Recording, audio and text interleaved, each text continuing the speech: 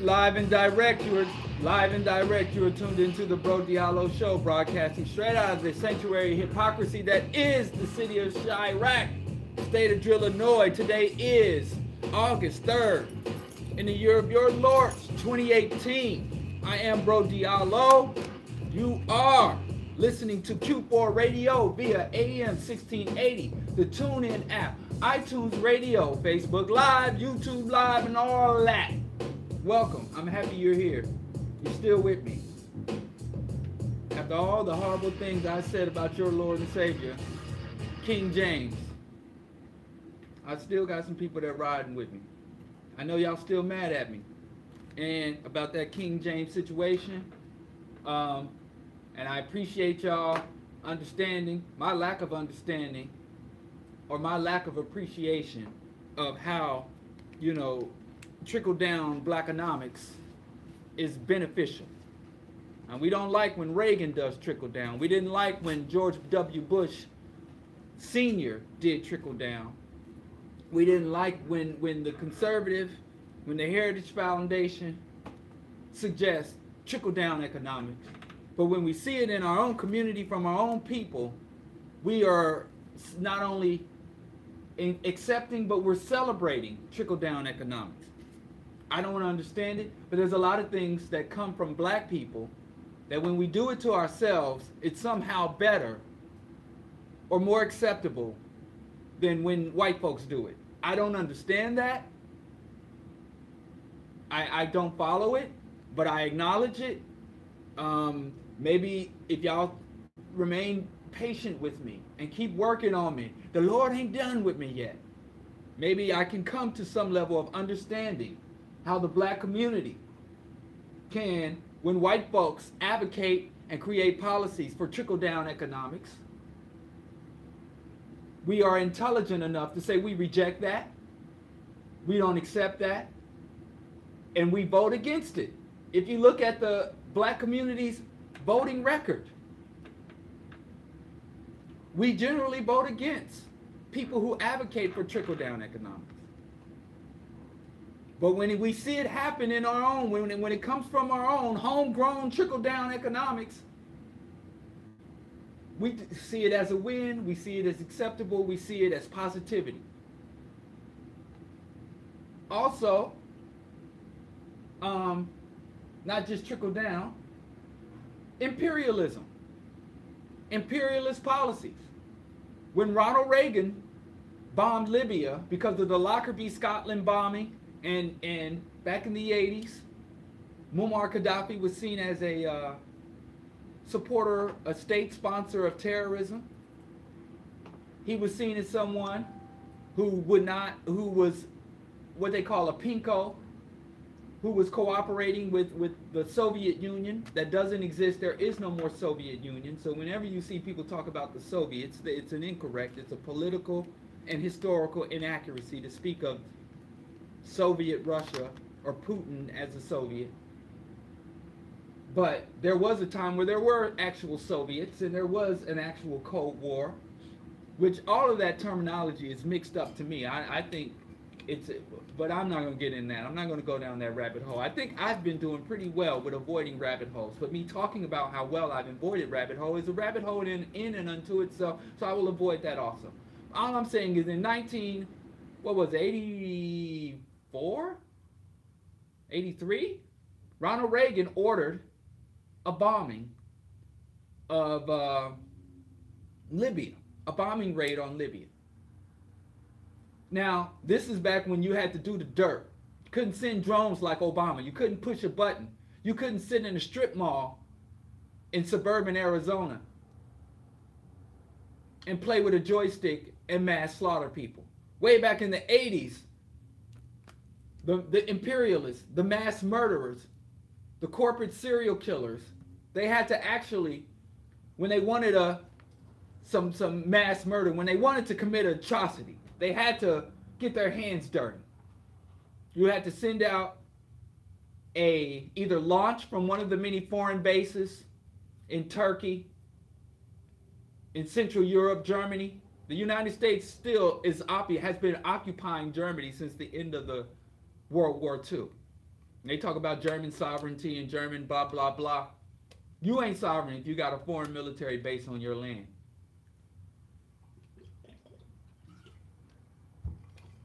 No disrespect to Germany. That's how it breaks. But anyway, or you'd send an aircraft carrier with fighter pilots, but you had to get in close enough proximity for manned aircrafts to launch, to be fueled up, launch, encroach, illegally fly over sovereign airspace, commit the atrocity, drop the bomb, kill the babies, kill the women, kill the innocents, and then get back to the base or be close enough for a refueling plane to refuel in the air. There's a lot of work just mass slaughtering people in the 80s. I don't think we're sympathetic enough to what America had to go through prior to the age of drones and prior to the age of wireless technology, prior to the age, the information age, the age of the internet. They had to put so much effort into mass slaughter. They had to put so much effort into imperialism. They had to put our so-called heroes, our so-called troops, in harm's way to go and steal people's resources, to violate nation sovereignty, to assassinate nations' leaders. It was a lot harder back then. It's so much easier. Obama had it so much easier. But in the 80s, when Reagan bombed, he didn't even attempt, he didn't even state it. It was not their intention to unseat the ruler of Libya. It was not their intention to topple the government of Libya. It was just their intention to send Muammar Gaddafi a message saying, hey, you're sponsoring terrorism. Now, we don't have any proof of this. There's been no trial. We've presented no evidence. And when journalists ask for evidence, we say it's classified information. Just take our word for it, even though every single time, 100% of the time, we make such statements whenever someone, either it's a whistleblower or a really competent investigator journalist, the government always lies. But believe us this time, and the citizens generally say, okay, it's some funny talking people from a funny part of the world, then more likely than not, they are our enemy. And the black community, though, was outraged. I was awfully young. I was just a baby, but I paid attention to politics. I still listen to NPR. Some. Before it was a total corporate whore, National Petroleum Radio. But I can't. Let me stop. I'm going to hold off on attacking NPR for a few days because they did interview my wife, Dr. Mingo, on education. So she's going to be on All Things Considered as an academic, talking about, education, what education means.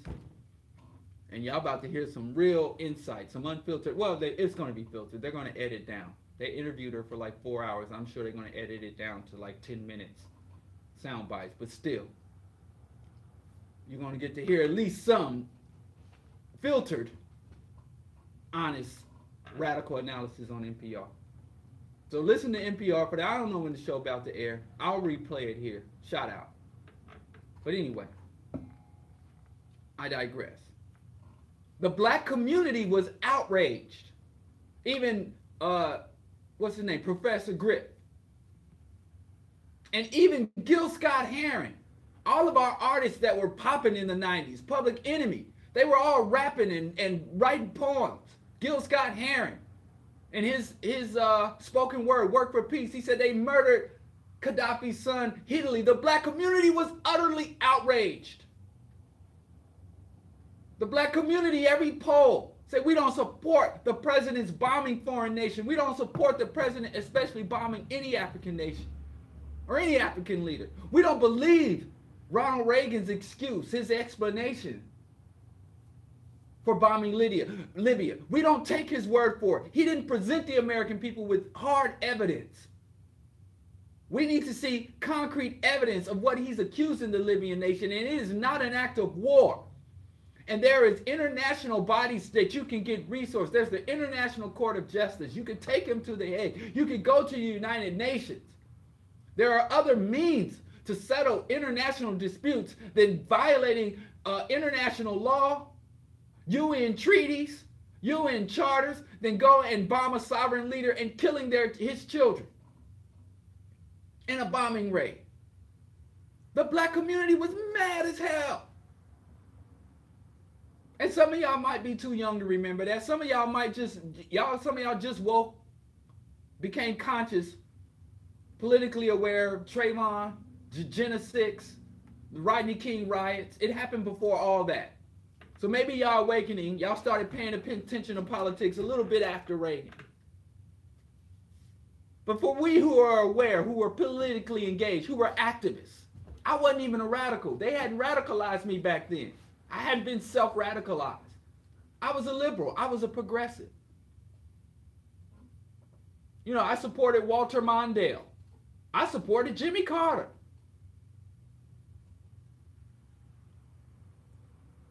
And so I was really proud of my community. I was so proud of my community because I'm like, yeah, the black community, it even showed that statistics showed black people did not vote according to racial loyalties or racial perceptions. We didn't vote. We were more likely to vote according to policies. Black people will vote for a progressive white who is more aligned with our ideas than we would for a black person. We voted our economic interests and our moral values to a higher degree than white voters did. White voters would rather vote for a white politician who went against their interests or countered their values than a black politician who was aligned. Statistics shows. I used to be quite proud of my black folks, even the integrationist black folks. We at least had some standing. But I didn't know back then, and I didn't know until 2008 that black people are willing to accept behaviors, ideas, policies, practices from black people that we would reject from white folks. This is a relatively new phenomenon for me. So when Reagan committed an illegal war crime and an atrocity in Libya, the black community roundly denounced him, and anyone who supported him got denounced. Even, and y'all don't remember this, James Brown, a lot of the 1980s and 70s artists were all loved Reagan. Reagan was very popular. Reagan was what you call trans-political. He transcended politics. Now, we all know Reagan was an incompetent, Alzheimer-ridden, corrupt idiot. But we didn't know that back then. Hindsight 2020. He didn't expose himself like Trump did. He was an actor. He could read a script and stick to a script. But anyway, long story short, Obama bombs Libya. Obama destabilizes not just Libya, but the entire region. Obama reignites the open air chattel slave markets of the Arabs, the northern Muslims are so fond of. He makes a bad situation infinitely worse, and the black community, the few black people that didn't applaud him, just sat on their hands. I didn't see the outrage, except for the people who were always criticizing him. So I don't know. I guess white folks figured this out before I did. They were like, if we want to do some horrendous stuff and we wanted to carry the favor of the black masses, put a black face on it. Get a black person to do it. Because things that black folks will roundly reject from white folks, they will accept if it's a black person. But it got to be a certain type. It can't be no pack of hot dog neck Clarence Thomas. It can't be no traditional Uncle Tom. It can't be, you know, they can't send in black conservatives. But they send in a brother, a slick brother, with a beautiful sister on his arm. One that says, you know, I'm with you. One in front like he down with us. One that goes to a black church, a popular black church, and listen to Reverend Wright scream about goddamn America. And then we're like, hey, he's with us. So we're okay with him doing imperialism. And we're okay with trickle-down economics if it comes from a brother we like. an athlete we like. We don't like trickle-down economics coming from Jordan because everybody say Jordan don't do nothing for us. Jordan is, Jordan it's like you got Little Black Pearl Academy. He flew a bunch of kids to the Nike factory, gave them all free Jordan. Jordan does philanthropy and charity. But so did Rockefeller. The Rockefeller Foundation. So did the racist, overtly racist Ford Foundation, the Kellogg Foundation, the Rothschilds. They all who don't do philanthropy. If philanthropy made you a good person, then hell, you'd have to say Hitler was a good person. Hitler was not only very charitable, Hitler was a very good environmentalist, a conservationist, a vegan. Well, he was a little wishy-washy like some of y'all.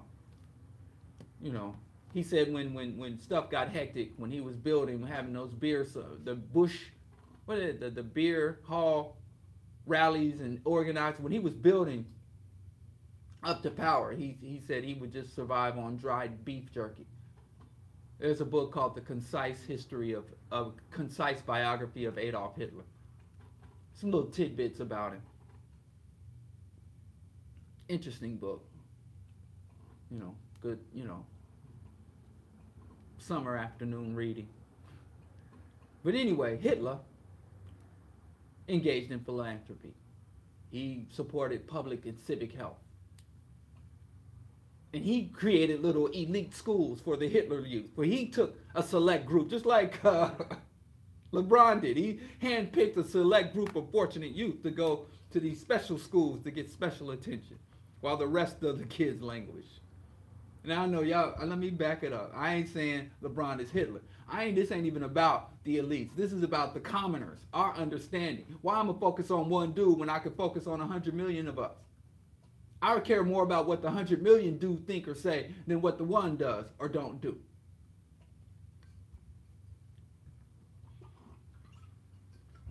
And people keep coming to me. I don't know why people say this, because I've never asked. Y'all always talking about why don't these athletes do something with their money? Y'all always talking about why don't these actors and then people do something with it? I've never advocated for that. That's never been a part of my platform or strategy. To get the black people who have profited most from the system to turn against the system. That's just a lot of energy invested with very little return. I'd rather get the people who suffer in the system to rise up against the system and to pool our resources. If we pooled our resources, if we came together and coordinated our actions, we'd be a lot more powerful than a billionaire or any trillionaire. That's why they invest so much of their resources in making sure that we don't do that. They put so many resources in trying to give us the impression that they are allied with us, that they do give a damn about us. That they do get their clutches, their tentacles into our children to indoctrinate them from birth. They scared of us. They realize our power and our potential more than we do. But black people, I think we got to fix this. We got to fix this. There's way too much of this. If they put a black person is doing it, then we're okay with it. Then we're okay with it. And I've seen so many examples of this, and I'm relatively new to it. I didn't understand it before. I hate to say it, but it's true. I've seen with my own eyes, about to bug out of my head, the same people that were like, yeah, they trying to take down Bill Cosby because he's a great black man. Now, we hate white conservatism, but we love black conservatism? I don't know. And tell Bill Cosby, if he didn't, they retried Bill Cosby. He was found guilty, and of course he put in for an immediate appeal, because he got it like that. And after he put in for his immediate appeal, and the judge was like, okay, I'm going to put your retrial at the front of the docket. Man, that judge had it in for him. And he was found guilty on all counts again. I don't know how many more appeals he has in the bags, or how many, I don't know when. I kind of stopped following the case. But I do feel vindicated. Because, you think y'all jumped down on me and came down on me for having the gall as a peasant, as a serf, as a poor black man, to question the actions and benevolence of a rich black man. How dare I? Y'all same people that talk about the value, your real worth is in your, and valuing human life. Y'all don't value human life. Y'all value human consumption. Y'all value human consumption capacity. That's not the same as valuing life. That's not the same as being pro-black. But I was like, I'm not going to celebrate the millions of dollars that Bill Cosby is going to put to send black folks to school. I'm not going to celebrate Bill Cosby. Because what I saw is Cosby was not engaged in elevating the race. He was engaged in recruiting for his class. And taking within the standard system, taking black people from one position in the system to another position within the system, to me is not progress. And again, I wish I could join y'all. I hate being out here. I don't like, y'all hear people, I gives no F's, all those memes, no F's given. I care. I care about what people think about me. I think standing in the community is very important. And I would like to have a good standing with the community, with my personal community and my larger, geographical community, my online community, all of my communities. I care about my standing. But there's certain, I don't want to be liked within my standing, but I would like to be understood. And I gives F's. And I know that's not popular right now. But to me, as I always say, not giving an F is the coward's method of coping. The coward's method of coping. Because if you don't care about something, then you're not obligated to something. And if you're not obligated to something, then you don't have to commit time or resources to that thing. I mean, the people who didn't give an F used to pretend to give an F because otherwise they would be outcast. And there was a high level of interdependence, especially within our community, but that has been eroded through corporate capitalism. But I care. I would like to be popular, but I don't want to adopt popular positions in order to be popular. I would like for my current positions of atheism, socialism, revolutionary Pan-Africanism, I would like for my ideology and my outlook, my worldview, my social theory, and my agenda to become popular amongst the people. I would like to educate, propagandize, influence, motivate, inspire, whatever you want to call it, the community to adopt my points of view and to reject a lot of current points of view that they have. And I care about that. To me, that is very important. Not for my own well-being, but because I think all of these things specifically speak to certain conditions and issues that we have. Long-standing issues and newly emerging issues and future crises that are coming up down the line. Past, present, and future. And I only advocate for things that I have thoroughly rooted, not only that I practice, but I have researched and critiqued. And one thing I found that when you critique someone's ideas, beliefs, that they haven't fully questioned, examined, penetrated, and dissected, and reconstructed, and refined and processed, when you question, they get angry. I don't get mad when people question my views or even diverge from my views. I don't take it personal. But it ain't personal to me no more. It's academic, it's historical, it's even ideological, but it's not really personal. But I care. Sorry. So I don't like being in people. I know some people revel in that. Nobody like me. Nobody, when I say something, everybody get pissed off. Some people revel in that. That is not my objective. I wish everything. I make a statement. When I say that school is nothing we should celebrate, and if the community was like, right on, brother, I can dig it. I'd be like, wow, really? Wonderful. I admit it. Maybe that makes me vulnerable. But yeah, I care what the community thinks. I care how the streets is talking. I care how I am perceived and understood and processed in the minds of the community of people that are willing to hear my position and the people who are willing to work with me, alongside me within solidarity, I give a damn. I give F's. So all the F's y'all don't give, hand them over to me. I'll collect them up because I give F's. And I think we should all start giving F's. I think that is the dumbest, most pathological, individualistic, westernized, Eurocentric thing in the history of existence. And yet I don't know how it became popular in the era of social media. So yeah, I even wish that my idea. So I don't go against the grain for the sake of going against the grain. Like, I'm very happy with the community's, by and large, rejection of Trump. I'm not happy with our embracing of the Democrats, but you can't have it all. I'm not greedy. I hate greed and greedy people. I hate them. And I'm not just, this is not her hyperbole. You want me to hate you? I hate greedy people. I hate greed. It's disgusting. But I digress. I'm very proud that the black community, that the history books will say, when our children, our great-great-grandchildren, are sitting in the charred remains of what was once a school, writing on charred, burnt-up paper, using the soot, however they're going to do school in the distant future. And they will say, well, way back in the Trump era, 98%, oh damn, I mean only damn near 100% of black people did not support the Trump administration. Even though the Trump went up and paid off every coon, every pork chop preacher he could get his hand on.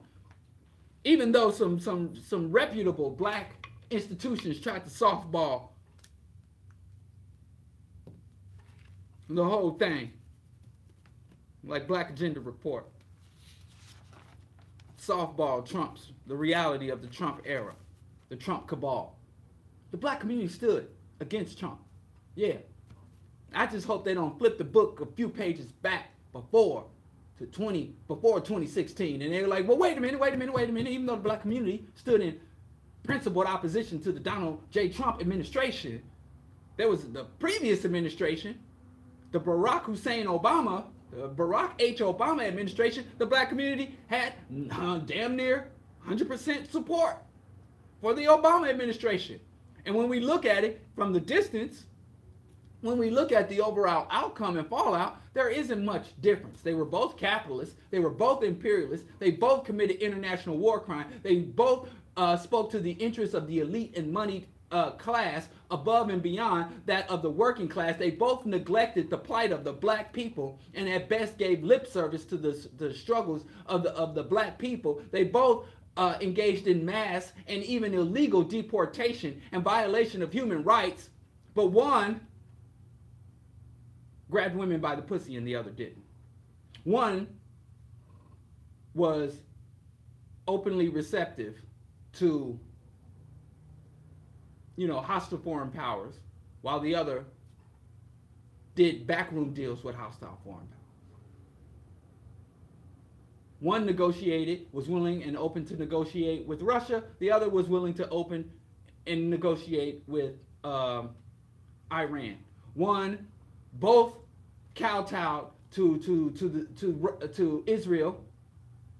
Both gave an obscene amount of unnecessary funding to the U.S. military and intelligence agencies while neglecting infrastructure, education. One wanted to mandate that everybody paid for-profit health care. The other one said, I'm not going to mandate it. It's your freedom and option whether or not you want to buy for-profit health care. Both rejected single payer or a public option. By and large, if you eliminate style, when you just look at the concrete platforms, I wish there was more difference. So when I'm with the community, I'm with the community, and I enthusiastically stand with the community. When they say no NFL, when y'all say no Trump, when I have opportunities to stand with the community, I take full advantage to stand with the community. I'll be like, yeah, this is what the streets are saying. This is what the community want. Power to the people. And the reason I do that is because it's so rare. It's so rare that I'm able to stand with the people. Now, I'm not going to lie to the people. So when I'm with the people, I'm with the people. I don't like being out ahead, out to the side, or behind the people. I want to be with the people. But sometimes conditions, sometimes my analysis will not allow me to. So when I got to stand off to the side, stand out in front, or stand behind, I'm going to still holler at y'all and be like, look, come over here, or come back here, or go up there.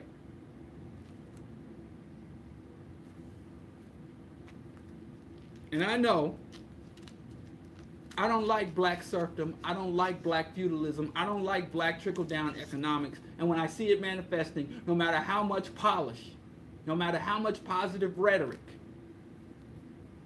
no matter how much hooping and hollering y'all do, I just got to call it. And I don't care if it's a Uncle Tom hated individual or a beloved soul brother that seems to be down for us. I don't support trickle-down economics. If you want to help the people, put resources directly in the hands of the people. That's all I'm saying.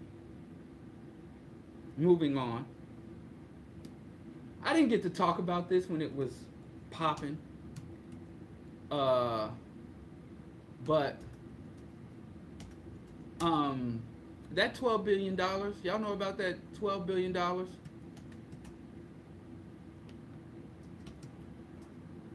That Trump offered the farmers. You heard? Y'all heard about that?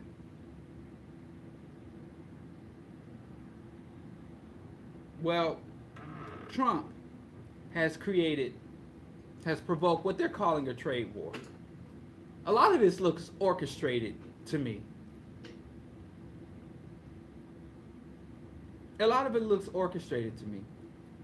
There's a little background on that, and we'll get to the topic, I promise y'all. I think the Wednesday show was the first time I never ever got to the topic. But there's so much to talk to. I'm only here 2 days a week, and I come in here with Trump wanting to talk about so much. I want to talk about so much. But Trump has provoked a trade war with China. I wouldn't call it a trade war. And like I said, a lot of it looks orchestrated. Trump is putting restrictive tariffs. And the reason why tariffs work, how tariffs work is, you want to encourage local manufacturing. And one of the ways to encourage local manufacturing is by elevating consumption, internal consumption of locally produced goods. And one of the ways you encourage manufacturing through higher consumption internally of locally produced goods is putting tariffs on imports. Therefore, if you make a pair of socks here in the United States, and then someone wants to bring a pair of socks from China, and you put a tariff for imports on, and tariffs are not new. It was one time before the income tax and the IRS was established, the government was almost exclusively funded through tariffs. So tariffs are not new to the United States. And in fact, if you look at every single so-called first world country, every major, what they call it, OECD country, every major, all the countries, nations on the UN Security Council, every country that enjoys a certain standard of living, that has a middle class, so-called functional democracy. All of the first world country, the non-shithole countries, if we were speaking Trumpese, Trump language, you'll find that one of the key features that unites all of these countries are that they, at one point in their nation's development, had protective tariffs. That they tightly controlled imports in order to promote the development of local and internal industries and manufacturing. If you look at the so-called third world, if you look at the so-called developing nations, you will find that they do not have the ability or history of being able to deploy or implement protective tariffs. So tariffs are not a bad thing. No, but despite what I mean, depends on how you define bad or good. If you're looking to build an empire, if you're looking for an unfair advantage on the globalization, because there's so many layers here. I got to talk about globalization, mercantilism, capitalism, and market-based economy, all that stuff. Just know that it's a good thing in a bad way in a good thing. And I hate saying, oh, tariffs are good, but they are, but not the way the Western countries can. Under capitalism, everything's messed up. So it's kind of hard. And if it was a socialist nation, then, so yeah, America, the way tariffs have been used have been to create unfair advantage and create a level of exploitation through their implementation and their de-implementation. They're being taken away. It's not being done for the health of the community. It's been done for the so-called health of the economy. But you have to understand, under capitalism, the health of an economy has no direct correlation to the health of the community. The economy exists in a separate, unique space, separate from the population under capitalism. Under socialism is a people-centric economy. Capitalism is a profit-centric economy. Yesterday, because my wife and I, we try to repair things. And a lot of times, we have to go and secure parts, and it's very hard to do nowadays. But that's our value system. So anyway, I'm trying to repair, and yes, a rabbit hole, forgive me, indulge me.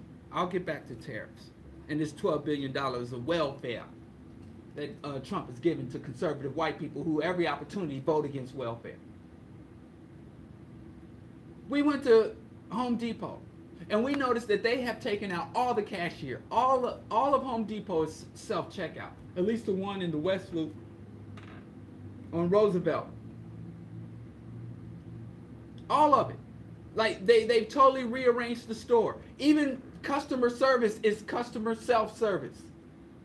They have one or two. You're supposed to scan. I mean, it's and my wife is like, I don't like this. And then she said, if you're going to just eliminate all of your employees, if you're going to get down to and have robots stocking the shelves and have customers checking themselves out and have computer or phone apps to guide you instead of going to a customer service person saying, I need this clamp, I need this rope, I need this wrench. You can just say to your phone, okay, Google, I'm in West Loop Home Depot. Where are the wrenches? And the phone right there will say, okay, take 10 paces forward, make a right turn, and in aisle 4, there are your wrenches. So you don't need employees. And my wife said, how the hell they gonna be able to sell wrenches if there's no employees are able to earn money? So you're gonna get rid of all your employment. You're going to get, and then Walmart is going to get rid of all their employees. McDonald's is going to get rid of all their employers. And everybody's going to just get rid of everybody. And everything's going to be done through self-serve or robot. How the hell they think they're going to continue to sell hammers? And I had to turn to Erica and say, listen, Wall, I said, Home Depot is not in the business to sell tools. They're in the business to generate profit.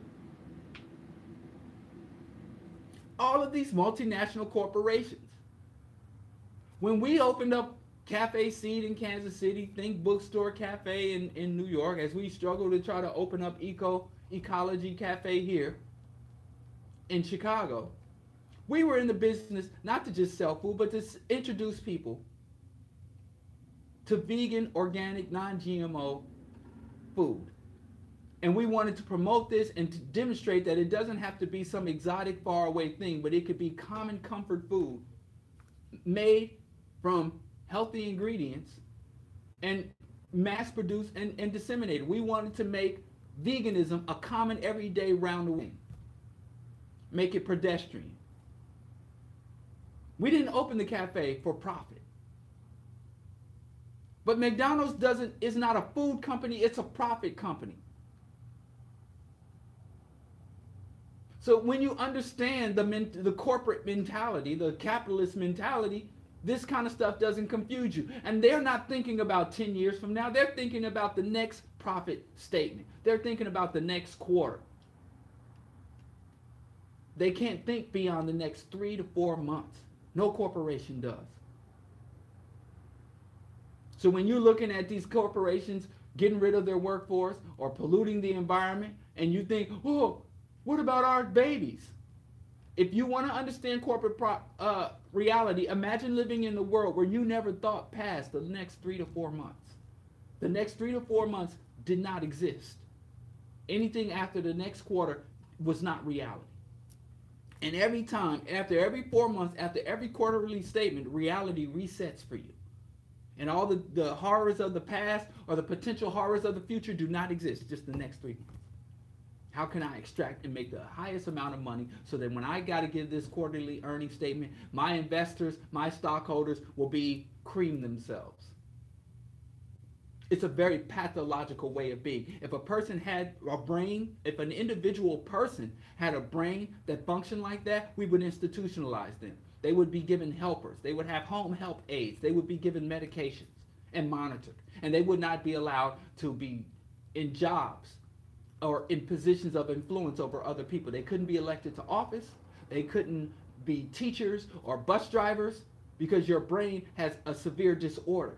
You need to be able to think about the past, the present, and the future, distant and soon to be future, in order to function within a society.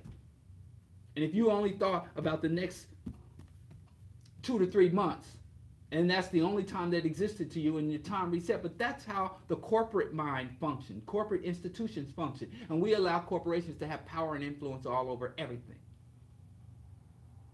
So when I say things are good, something that could be good in a democratic or socialist society, in a truly balanced ecological society like tariffs, as Vandana Shiva has said, all of the true, just, and civil economies and ancient economies would always produce for their local markets, and then they would trade in surplus. So after your people, after your community is housed, fed, and stabilized, then what's left over, we can go and trade.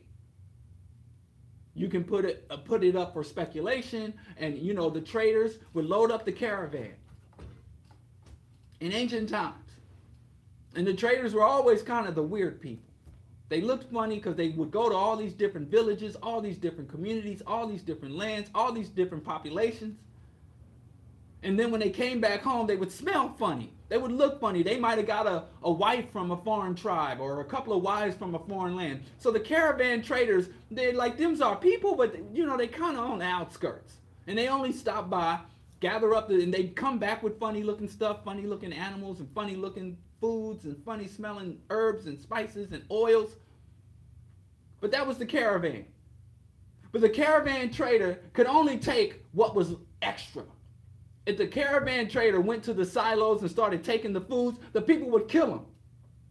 Like, whoa, you can take the surplus, but you can't take our fundamental stuff that we need. If the caravan trader came to the hut, even if he was your brother, and started ripping down your, it's like, look, the lumber you used to build your huts, the and the clay the bricks that you used to build your home and your compound for your family, you know, you're losing money here. Because, you know, in the distant land, you know, the bricks that you're getting for free, they sell for 50 dinar, 100 pounds of gold. So I can take this and flip it and get even more money. He's like, but I live here. Oh, man, you know, you got to make short-term sacrifices for long-term interest gain. Anybody that behaved like that in traditional societies, in humane societies, would be killed or ousted. Like, listen, don't come back here. You're going to get a spear in your gut. You're crazy. And now the insanity is the normal thing. And people like me who said we should not have companies oriented towards profit. In fact, there should be no profit. There should be no private property. I'm the crazy one now. When through 90% of human history, there was no such thing as private property. Until those sick bastards in Europe, this is the king's land and those are the king's deer. And if you go read Robin Hood. I'm a peasant living in the commons, and my family's starving. I can't go hunt a deer. I can't go pull a turnip or any mushrooms. out of the ground, because this is the king's land. And that's a king's buck. King didn't do a damn thing for that land. He don't preserve it. He don't do nothing. He just has men with weapons that can punish anybody that don't go with what he said. And that was the feudalism is the you know, the syphilis infested womb that gave birth to capitalism. And you know what they say, when we age, we turn into our parents. As capitalism is aging, it's turning back to feudalism. And now, black people even, who didn't have feudalistic systems, and as Bobby E. Wright said, you can't use European terminology to explain black phenomena. That's another discussion. But all I'm saying is, this whole world is warped. And I think people from the ancient past and people, if there's still people around in the distant future, are going to look at this time that we dwelled in like, what's up with them people? Just like we like to look at chattel slavery and be like, man, shoot, I could have never been a slave. I wish this, and that. But you ain't fighting the fight in your own time. But you mean to want me to believe you would have fought the fight in some other time? This is an era you were born into, the era you best understand, the era you can best navigate, and you don't put no opposition up now. So don't talk about you would have been the most cooperative slave. Your cotton thatch, your cotton bush bag would have been the fullest. You would have been the first to snitch on the slave revolt. And when Harriet came, you would have locked the door on your slave shack and pulled the burlap bag up over your head and stuck both your fingers in your ear. You wouldn't have left with Harriet. Because if you ain't rebelling now, you damn sure wouldn't have rebelled back then. I hate when people talk about that.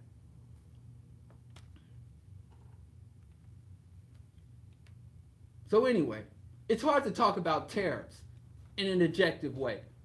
Whether for or against tariffs, tariffs being good or bad. So I have to kind of say, what context am I coming for? What's it when I talk about what's good for the American economy? What's good for America ain't good for all Americans. Sometimes what's best for, if America had a resounding victory in Iraq, it would be a catastrophe for many of us in the United States and around the world.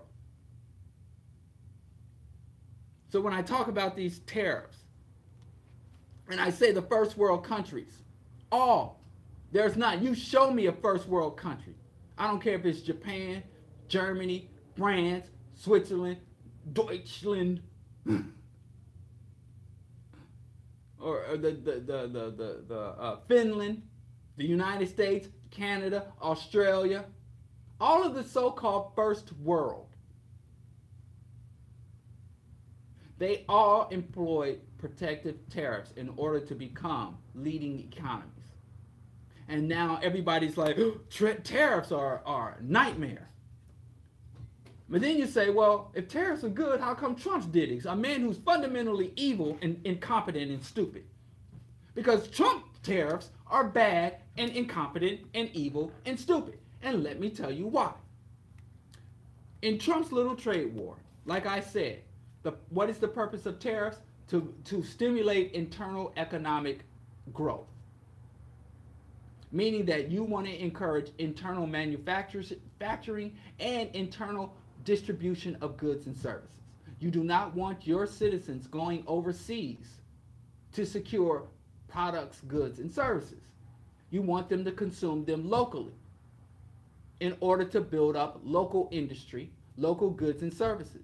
And then the idea was those local industries will pay taxes, will help to develop infrastructure, will invest in technology, research, and development, and then build up the overall society. That's the idea. That does not exist. That is some poppycock. That scenario that existed in the industrial age and even pre-industrial West when they had tariffs does no longer exist. So in order for, and here's another thing. Trump says he wants to produce tariffs. So he says we're importing a lot of coal. No, not coal. Damn, I'm getting confused. That coal thing, that's a whole nother. Trump and coal and all the lies. He said we're importing a lot of steel. And I want to encourage internal steel manufacturing. Now, why did the steel go overseas? The reason why steel manufacturing went overseas is because in the United States, there was a violent, vicious, bloody labor struggle. And the laborers fought for not just wages, not just job security, they also fought for labor safety standards and environmental standards. And all that meant was the rich steel barons doesn't mean they were going to become poor. That just might mean instead of having a summer home, a winter home, a fall home, and a spring home, that means the millionaire might just have a fall and a winter home. That means the baron just might, instead of flying his personal private jet, he might be forced and burdened to fly first class on the plane with the rest of us. So it didn't mean you was going to be broke. It just means you're not going to be obscenely rich, because you had to put some of your money into increased wages, into paying for the health care of your workers, and paying for the after your workers leave. And also, you have to put up money to mitigate the pollution that your steel factory puts out. And you have to pay the government to do environmental surveys to protect endangered species, water, land, and air quality. So it didn't mean that industrialists in America were going to be broke, but it did mean they were going to be less rich. And so the U.S. industrialists, even though the United States workers were competent, they were just as, they weren't smashing machines, they were not revolutionaries. They were reformists. And that's why industry went overseas. Because China said, listen, we got 1 billion hungry peasants here who have no rights, who have no say. And you can come here and manufacture steel, and you don't have to worry about the environment. You don't have to worry about wages. You don't have to worry about paying for it. If a worker gets injured, sick, or just gets too old to work, you can throw them in the street and not give a hot, dirty damn. So come here and get that paper. So when Trump is talking about, I don't want Chinese, many of the Chinese products are owned and manufactured by American companies. So he's not putting tariffs on the Chinese, he's putting tariffs on Americans. So he's paying, what? Like the new first $1 trillion company, Apple. Apple is a limited liability corporation. The corporate charter and the corporate standing is here in the United States. It's quote unquote an American company, even though all of its manufacturing infrastructure is overseas. Its primary market is here in the US. So putting tariffs on American goods.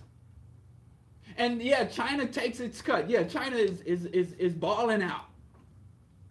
Yes. But even China now, the workers there are saying, listen, we want health care. We want labor standards. We want environmental standards. We want an increased quality of life and increased life expectancy. And we want to be able to consume some of the stuff we build. You know, you got iPhone manufacturers, people who work in the iPhone factory who've never used an iPhone. Just like you got people, coca growers in Africa who never ate a piece of chocolate. You got auto industry, you got auto manufacturing plants in the maquiladoras in Mexico that don't have parking lots because the people that work in the automotive plant can't afford to buy a damn car. So Trump, with his protective tariffs, first of all, there is no manufacturing infrastructure for iPhones, for televisions. I think there's only one company manufacturing refrigerators and home appliances left in the United States.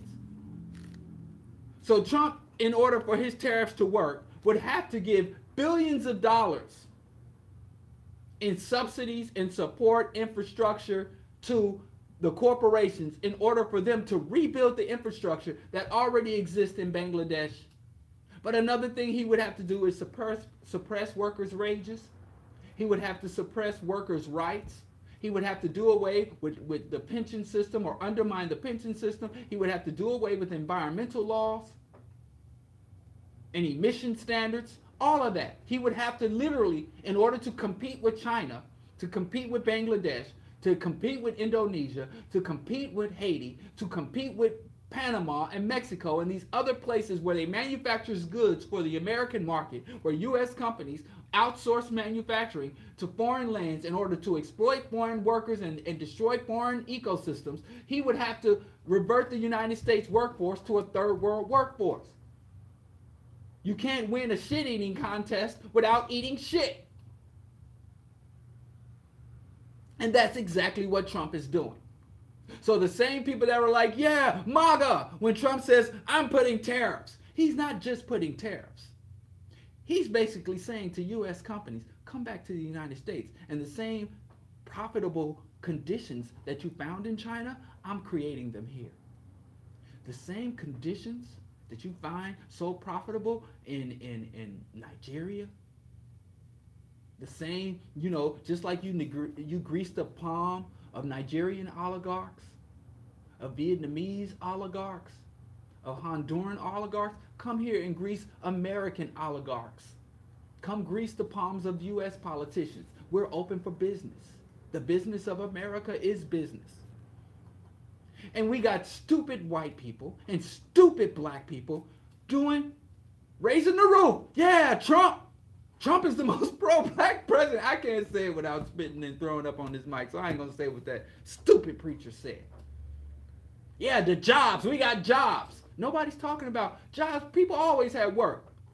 Black people's highest level of employment was during chattel slavery. The jobs have never been the issue.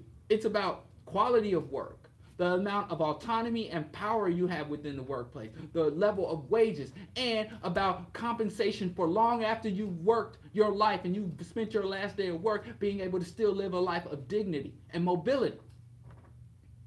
The fight wasn't about jobs. People always had jobs.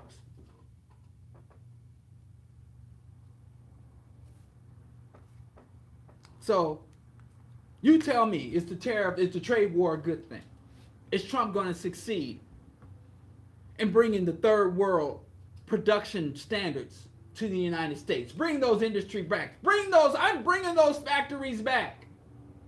But he don't give you no details. Why did the factories leave? He's like, nah, you don't have to pay any taxes.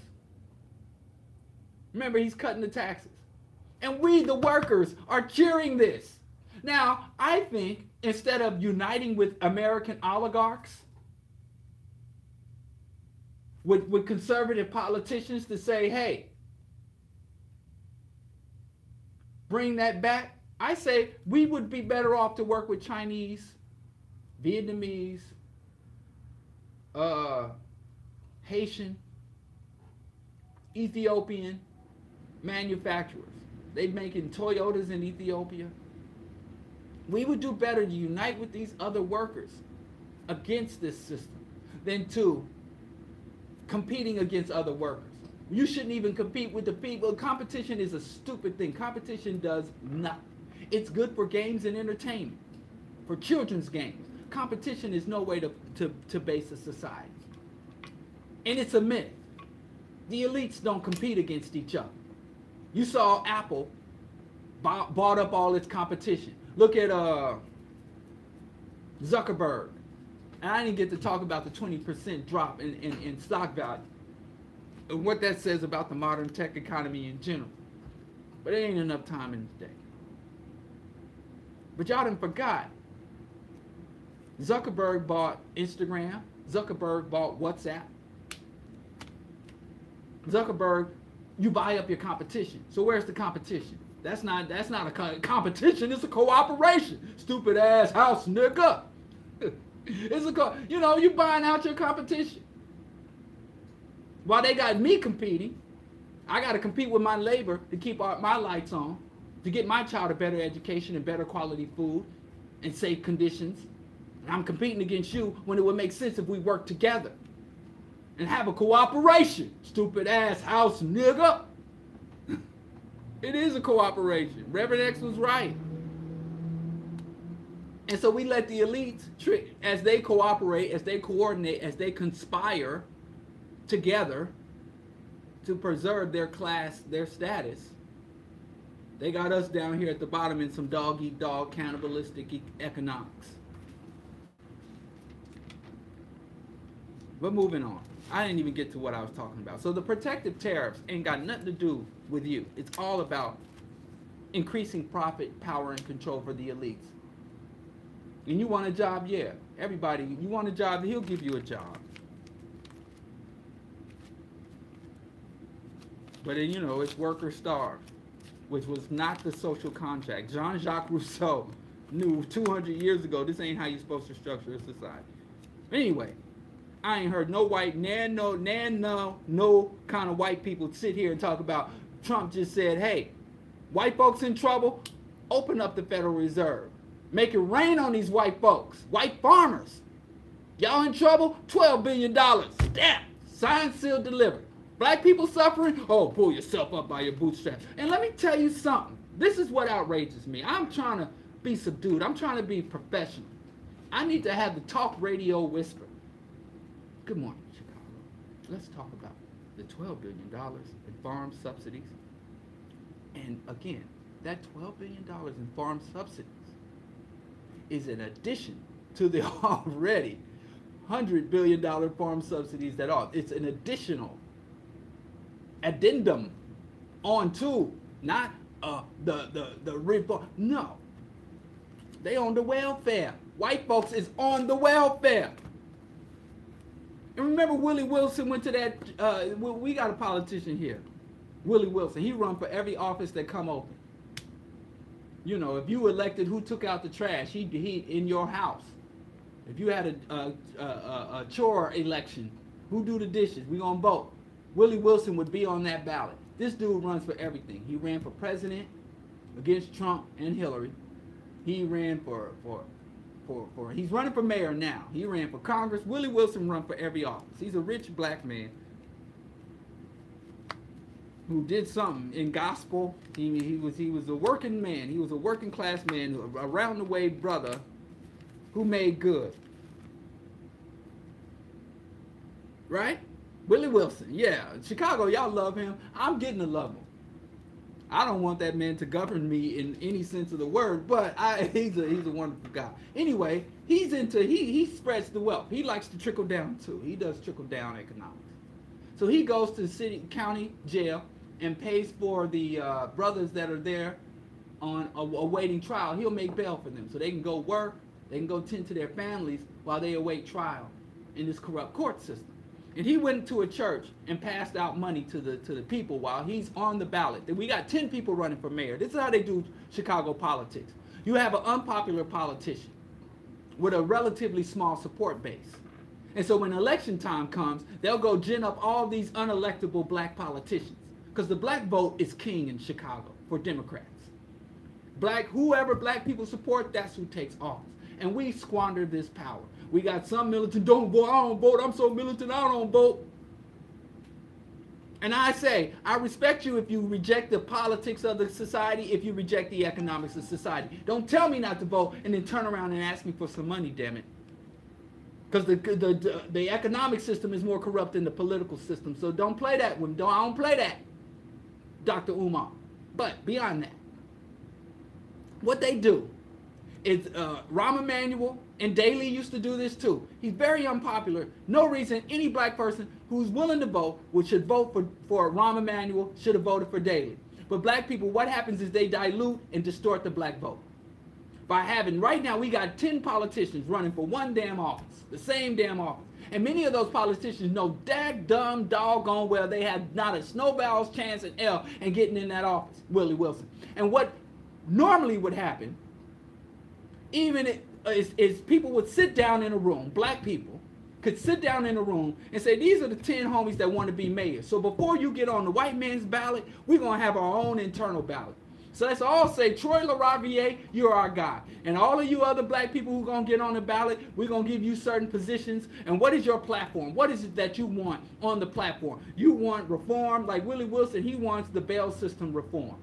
He wants more economic development south of the loop.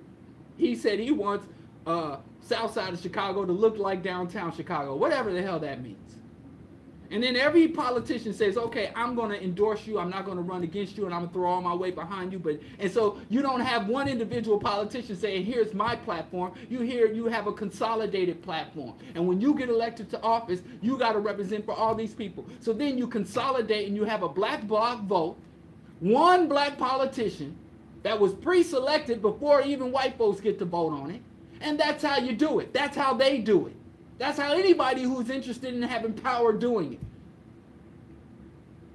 But no, we got 10 people, most of them black, running against Rahm, which is going to dilute the vote, confuse the voters, and get Rahm back into office. They did it last time. Chewy slipped through, but Chewy didn't. Man, I think Chewy, man. Anyway, that's the hustle. Every election. But anyway, Willie Wilson. I'm sorry. I digress. I try to avoid talking about Chicago politics because I don't want to start foaming at the mouth. I ain't the only person that use this microphone here in this Q4 radio studio, and I don't want people to come here and see foam all over the microphone. I don't want to start to foam at the mouth. Chicago politics, I thought I saw some mess in New York politics. New York politics is like third world politics. They fight in the street. Well, I mean, it's a lot of foreigners, for lack of a better word, a lot of immigrants in our country. You know, it's an immigrant city. It's a cosmopolitan city. I love New York. Pre-gentrification New York. I hate New York now. Because I got people, friends, family there. The only reason I go back. Y'all done mess New York. Y'all let them take. The white folks took it. And Paul Mooney said, you have too much fun, white folks gonna come take it. And white folks they took New York. And man, I wish I could take y'all to Brooklyn of 88, 89, 90, hell, 93, 92. I wish I could bring y'all to Fulton Mall, Albee Square Mall, 40 acres in the Mule Store, 2 black guys, Sticks and Stones, Brooklyn Moon, Frank's Place, the Boom Poetic, Bob Chameleons. Man, I wish I could take y'all all to pre-gentrification Brooklyn before white folks messed it up. But we wasn't doing it. Man, don't get me talking about, man. Let me tell you, we ain't to blame, but we somewhat responsible. I tell you what. Because we could have headed off gentrification. We could have consolidated power, geographical and political and economic power. But everybody wanted to be individual. Everybody wanted their own little fight. Messed it all up. Anyway, Willie Wilson. But I was saying, I thought New York politics was wild. I had a homie who was basically an assistant to a city council member. And I think she was Trinidadian, he was from Guyana, and she decided she wanted to run for Congress and against Major Owens. And they look, I said people were I'm saying third, you want to talk about a third world election, look at New York local and congressional politics. But I digress. I thought that, but I ain't never seen nothing like Chicago. Kansas City politics are relatively tame and civil. But anyway, Willie Wilson showed up at a church and was just literally passing out money. And white folks got all in a tizzy. White people, they clutched their pearls. They put their fingertips to their chest. They took out their phones to call the police. White folks, he's a politician giving money to his voters. Oh! He's supposed to take money from corporations, not give money to the people. That's how we do politics. Anyway, these same people that were outraged, and Willie Wilson giving out cash on cash, cold hard cash, stacks on stacks. He made it rain on the community. He do that. If you hear Willie Wilson making a public appearance, go on. You can get a light bill off. You can get a cousin bailed out of jail. Shout out to Willie Wilson and another trickle down, Blackonomics. Anyway, the same people that were outraged ain't said nothing about this $12 billion bribe. Because they were like, we can't sell soybeans and tilapia to the Chinese. Chinese was buying American rice and all these patriotic, good American Christian farmers of middle America, the heartland of America, we feed America. They were getting U.S. tax subsidies to sell American, good, godly American grain, good, godly American soybeans to the godless communist Chinese. Go figure. We can't sell our food. We can't feed our enemies. How am I going to make profits if I can't provide aid and comfort to the enemy? So Trump is like, okay, The Chinese are like, listen, y'all think y'all are the only people that can get soybeans and rice? We've been growing soy and rice since before America existed. We don't need you. Keep your rice. Y'all want to play? Y'all want? Let's throw down the tomahawk. So Chinese ain't no punks. So they like, keep your rice, keep your soybeans, punk trick. It's not a cooperation. It's a competition. Stupid ass rednecks, right? And so Trump goes to what, Missouri. He goes to Iowa and say, be patient. These tariffs, we're gonna win. We're gonna make it happen, Captain. Don't trip. But here, let me give you a little something. Let me slide you $12 billion in emergency funding to subsidize Midwestern white farmers in order to hold y'all. Especially, we got an election coming up, a midterm election. I want to keep the House. I want to keep the Senate. I want to make sure we get a even larger, stronger hold on the Supreme Court. So I'm going to give the Midwest $12 billion freaking dollars. And the same people that was hooping and hollering about Slick Willie Wilson ain't had nothing to say about all this welfare. The same white people vote against welfare. And why didn't Trump go to Iowa and say, pull yourself up by your bootstraps? Stop all that complaining. This is the free market. Get out there and compete. Hell, holler at your boy Diallo. If you got some non-GMO organic soy, he love his tofu. I like tofu. I know y'all, some of y'all health nuts are anti-soy. Y'all tripping. Ain't nothing wrong with a little soy. Ain't nothing but something to eat. A little tofu, a little organic non-GMO tofu. Now I don't mess with non-organic tofu. I can't trust it, but I'm just saying. So here's welfare. White folks get so much welfare, they just don't call it welfare. Well, we're getting subsidies, we're getting allotments, we're getting tax incentives, tips. They got so many words for white welfare. They just call it for black people handouts and welfare. They got so many terms for white welfare, and black people don't even know. But like, here's another thing. Here's my problem, though. Here's my freaking problem. Whether it's welfare, black people on welfare, whether it's black people and the drug problem, and we love to talk about how when white people do it, when black people were on drugs, it was a war on drugs. Now the white people, it's an opiate crisis. Now it's a health crisis. It went from a criminal issue to a health issue. Yeah, that's how they do. What disturbs me is that black people often, we fall into it. I don't care about lack of white compassion. I care about lack of black solidarity. Because y'all all that want to talk about how the opioid crisis is being held different, treated differently than the crack epidemic, what you forgot was I was around. I was at ground zero. Had at least 2 crackheads living in the house in my project apartment with me. Stealing VCRs and microwaves and stuff. All that old stuff. Boys in the hood. I ain't got to talk it because I lived it. Right? And let me tell you, y'all black people crying about the opioid, y'all had no solidarity with the struggling black people on drugs. I was talking drug decriminalization back in '89. And people were talking about personal responsibility. I had black people, and I can name your names, that looked me in the face, that's supposed to be conscious, supposed to be African-centered. Back then we said Afrocentric, but now it's African-centered. Whatever, fine. I'll roll with it. I'll allow it. I had black, conscious, activist, revolutionary, mentor, scholarly black people look me in the face and said, well, even if they put the drugs in the community, they don't force us to take them. So, you tell me. Y'all holler at me. Where was the black solidarity? Y'all crying about the lack of white sympathy for blacks. And I'm outraged at the lack of black solidarity amongst blacks. So yeah, white folks ain't gonna give us no, I mean, what the hell do you want from these people? I mean, if you can say nothing else about the white masses, they've been unbelievably consistent. Of course, even though they do the most drugs, they're gonna try to paint it a black and make it a black issue. Even though they engage in the most violence, they're going to try to paint us as a criminal people. Of course. What more? I mean, okay, of course. The plantation owner would walk around his plantation crying and wailing about the burden he has taking care of all these slaves.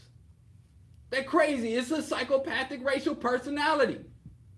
You read Freud, you read, what's his name? I need to stop trying to even say names. Oh, Bradley. You read Bradley, Iceman's Inheritance, Marimba Adi, Dr. Bobby E. Wright, Derek Jensen, Dr. Tom Hartman. We know how they say psychology work or don't work. Where's our freaking solidarity? And if we had the appropriate type of black solidarity, we wouldn't have to worry about the lack of white compassion. So it really annoys me seeing all these black people crying about because I know it wasn't no symptom. Hell, if your mama was on drugs, your own family members didn't invite the children of the drug addicts to the little birthday parties. Back when we used to have the things that blow out and the little hats and them little Venture or Kmart cakes. The whole family got out. One member of a family gets on drugs, the whole family gets ostracized. So when we had our crisis, where was our own internal sympathy? How the hell? I don't care about having sympathy for white people. I don't care about having the love and concern of white people. I want the love and concern of my own people, and it wasn't there. And many of the policies,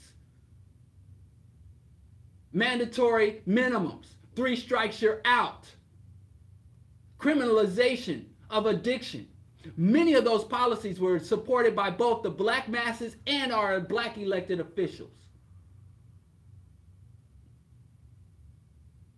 Even our so-called black liberals were talking that personal responsibility. Nobody forced you to put the pipe in your mouth. Put the pipe down, as if it was that easy. You don't need treatment. You need to get your life together. You need God. I ain't forgot. And like I said, I'd love to huddle up with my people and cry about the contradiction between the opioid prices and the so-called crack epidemic and the crack babies. Solidarity is important. Let me get to the topic. It's a good segue.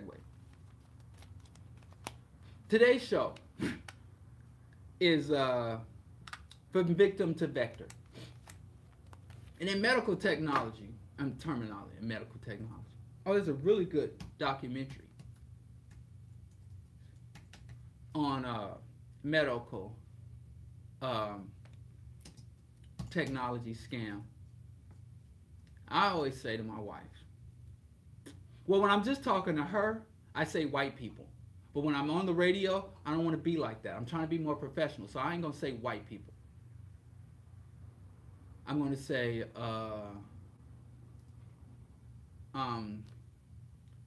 capitalist or capitalism. So capitalism, not white people. Think white people, but don't say it. So like when you're watching the news, you can kind of tell, or when you're listening to Western media, see, I said Western, not white.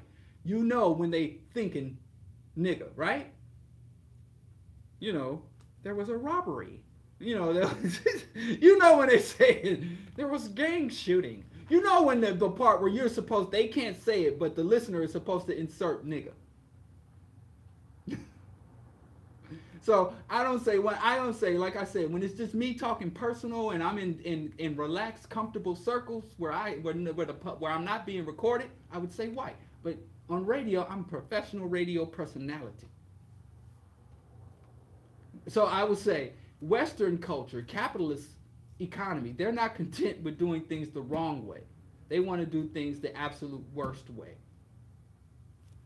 Anyway, let me talk about what a vector is in the medical terminology. So there's mathematical, but the vector is an organism, typically a biting insect or tick that transmits a disease or parasite from one animal or plant to another. So basically a vector is something that is diseased that carries disease from one place to the next, that can contract the disease and then carry the disease forward. And often the vector is not affected by the disease. And so I touched on this somewhat when I had the uppity negresses Shout out to the Uppity Negresses and the Uppity Negresses podcast. Check it out. Uppity Negres. Or Negresses. Negresses. Anyway, shout out. A lot of people, two prominent sexual predators. And again, me, I'm into self-exposure. Because I can't believe the courts. If the cop says you did something, you still innocent. If the prosecutor says you did something, you still innocent. If the judge convicts you of something and you say, Judge, I didn't do it, you're still innocent in my eyes because I don't believe nothing this system say about nobody. But if I see evidence coming directly from you, I take self-exposure is the primary form and source of exposure. Right?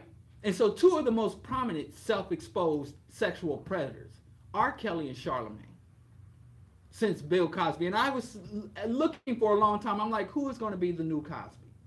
Will Smith. There's so many people jockeying to be the new white man nigga. The new respectable, prominent, authoritarian black voice. Our ambassador to the rest of the world. The black ambassador to admonish and tell us the right way to be and tell the white folks how good they've been to us and how unworthy we are. A lot of people still jockeying. I don't think when are we going to hold the vote to see who's going to be the new Cosby? When are we going to have that vote? Because Cosby, his retrial did not go so well. He should not have been raping pound cakes. I mean, whatever. I get the stuff confused. It's so much mess. But then why am I even talk about it? Anyway, Vector. I've seen through his own words and actions, R. Kelly is a predator. Charlamagne, I've heard him confess on more than one occasion to either luring underage black women to be assaulted and engaging in assault, and then advocating that others. He had given advice, published public advice to another person. Some guy says, there's this girl I like, but she put me in the friend zone, which is the dumbest thing. If you hear a guy talking about friend zone, stay away from corny, lame, and potentially abusive and predatory individuals talk about the friend zone.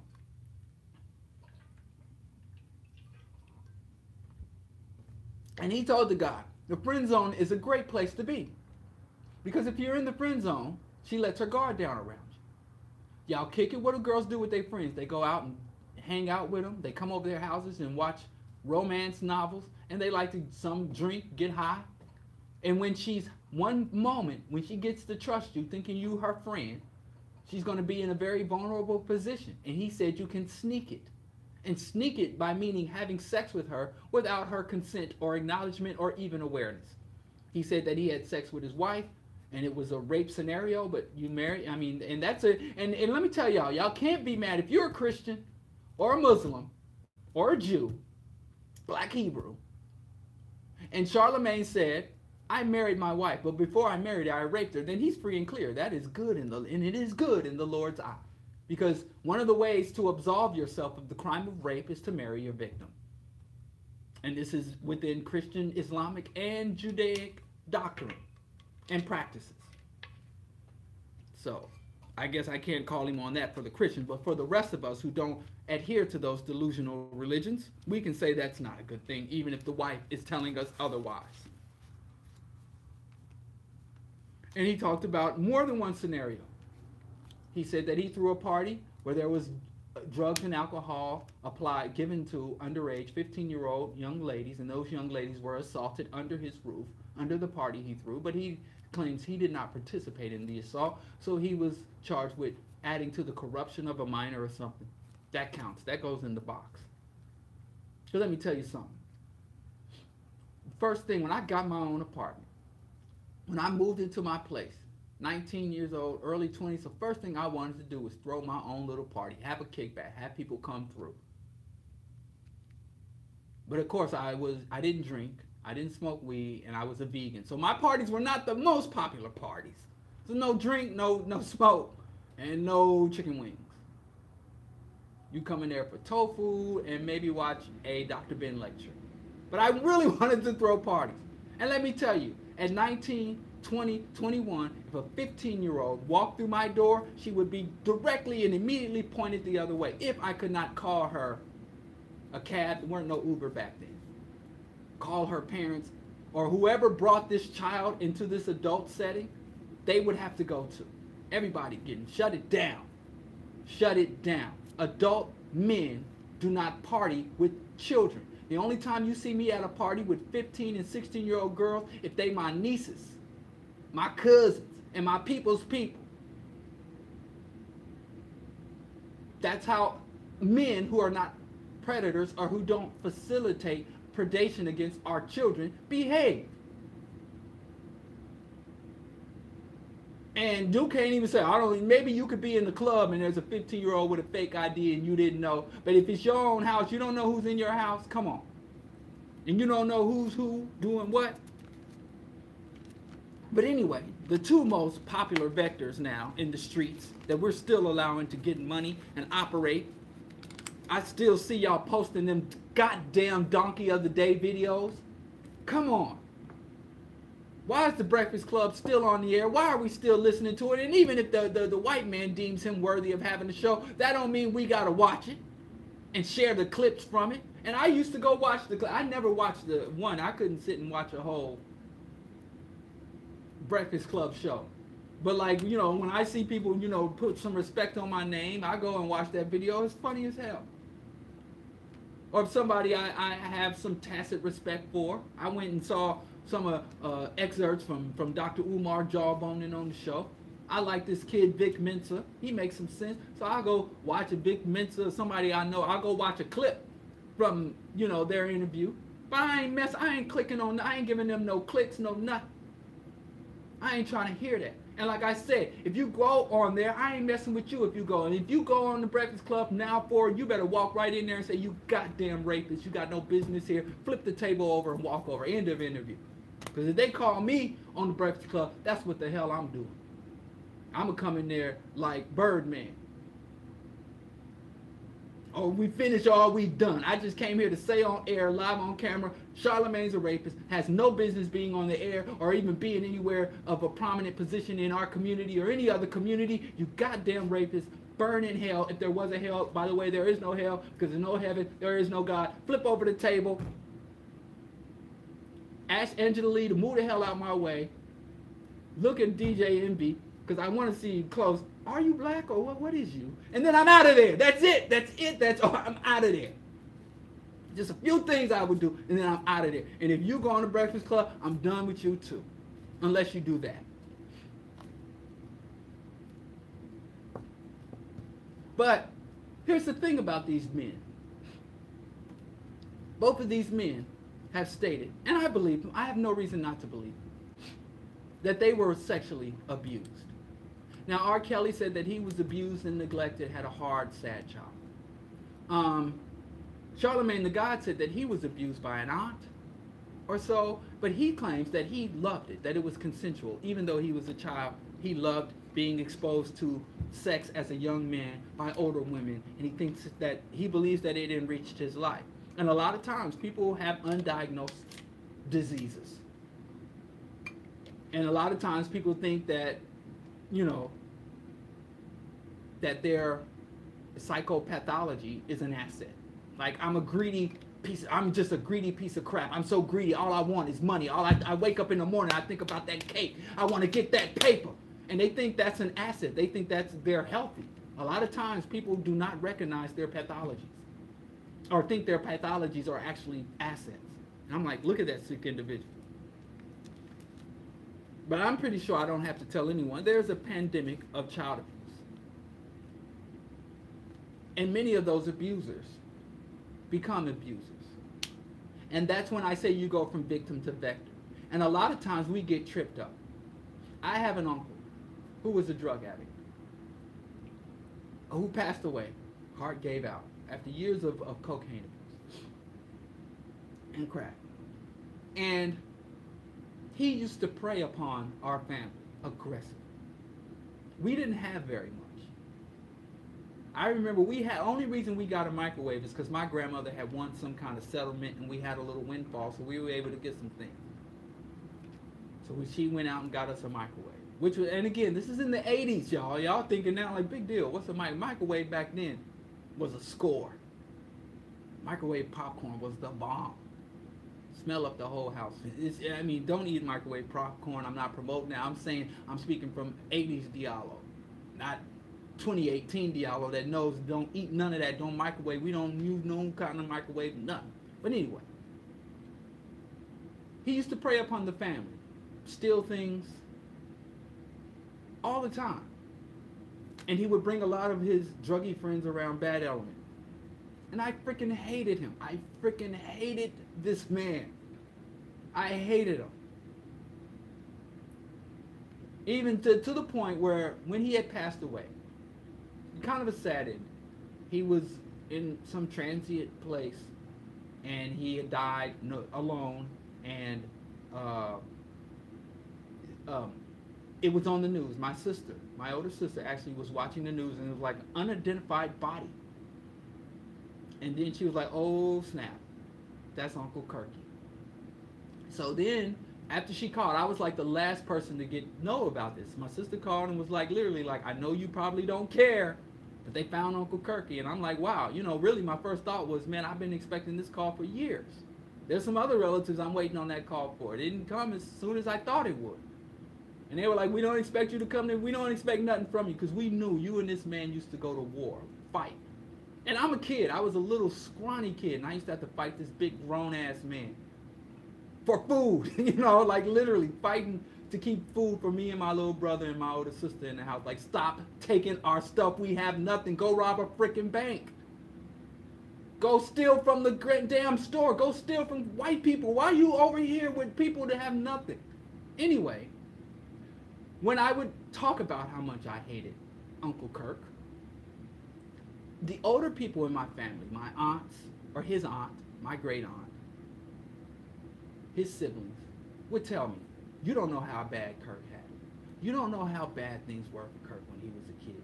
Before you were born, Kirk didn't have it, and Kirk was in the street, and when Kirk tried to go to the military, and Kirk got shot, and all these horrible things, and I would hear the stories. I just didn't have the capacity for empathy. You know, you can't have somebody's foot on your neck and somebody in your ear talking about, you know, you see the foot on your neck, you see his shoe, it's all, look how tattered this boot is that he has on your neck. This boot is a hand-me-down because he couldn't afford to buy his own boot to stand on your neck with. It just didn't register. And so there were people, at the same time he was victimizing communities. This was really on a community level. I was sympathetic. I understood addiction. But I didn't understand preying on your own people and abusing your own people. And if you have enough competency, if you have enough forethought to scheme, because, you know, being a drug addict is hard. I've seen it up close. It's not an easy thing. And it takes a level of cognition, planning, understanding, cunning, wits that I don't even have. Even fully sober, without an addiction, I couldn't live the drug addict life. It's very hard. It's very, very time consuming and strained. It takes a lot to be a drug addict. But long story short, I had to learn to be sympathetic to the person who showed me no level of sympathy or empathy. I had to learn that a lot of victims begin to spread. I mean, the dude would do drugs right in front of me and could think, you know, this kid, he's 8 years old, he's 9 years old, I could maybe influence him to maybe do this. And so a lot of people who were victimized began to spread. A lot of people who were molested go on to molest others. A lot of people who were neglected go on to neglect others or to cause others to have lack. And so we have this thin line where you literally will have people come to you and want to talk to you as you're condemning Charlemagne to say, well, you know, he was raped as a young man, as a child. And even though he says, oh, it was wonderful, I was really enjoying this sex with this woman as a child. or R. Kelly lived this hard life. Or Bill Cosby grew up in Jim Crow. And he came up in Hollywood at a time where racism was out in the open, and he struggled, and all the times he had to go perform at a comedy club and enter in through the back. Or Sammy Davis Jr. had to perform in backface, and look at all the racism and suffering that Sammy Davis Jr. endured. And all these people, Nat Turner? Lord forgive me, Ike Turner. And so, a lot of these abused people become what I call vectors. They go and spread the very dysfunction. I understand it. I have another, my best friend in the world, my first friend, the first time, since I was maybe 4 or 5 years old. Both of our mothers were addicted to drugs. And fortunately, I had an extended family. Uncle Chris, Grandma Sonetta, Auntie Joanne. I had a lot of people in my family that helped bring us out of really bad situations. Just homeless was the least of it. Bring us out of bad situations, set us up, get us into stable environment, give us the resources that we needed, and helped us get through it. And provide us opportunities. From the family, the kind of huddled in together and made up for the deficits. The best they could. I ain't gonna say they could have done better. Who am I to judge? It just didn't have to give me so much chitlins and lunch meat. That's why, what I would have changed about the situation. Man, we ate a lot of chitlins and lunch meat. The government cheese. But it is what it is. They did the best. They did what they thought was right. All praises due. Anyway, he didn't have that. He actually had relatives, but they just didn't. That's not how their family functioned. I guess they were some individualists, pull yourself up by your bootstrap and deal with the hand God dealt you. So while I had support from an extended family, uncles and stuff that would kick in, it was just him and his mother and his brother. And she smoked everything that she could get her hands on. So it fell on him to provide, like most of the drug dealers that I know personally, they didn't become drug dealers to like on the music videos for yachts and fancy cars and women in fur coats. And bikinis and fur coats. They became drug dealers to buy toothpaste and clean underwear. To get the lights turned back on. To get the heat and gas turned back on so they could eat and see what they're eating.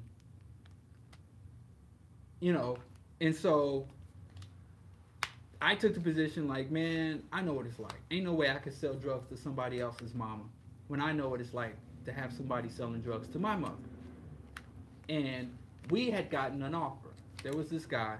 I don't know if I can say names. This is so long ago. But there's this guy. And it used to be, the deal was, back when they used to, we didn't call them trap houses. We called them crack houses. And it was this guy who wanted us. I don't even know his street name. He was one of the few street hustlers that actually went by his official government name. Weird. His first name. And he didn't have a fancy name. He was like a really practical dude. And when he used to watch us around.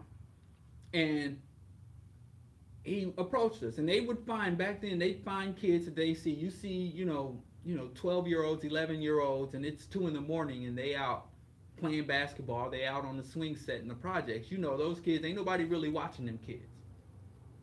So he'd see us out and about. He'd see, there used to be a hypermart, Walmart hypermart. We used to go in there, and they used to have a bakery section.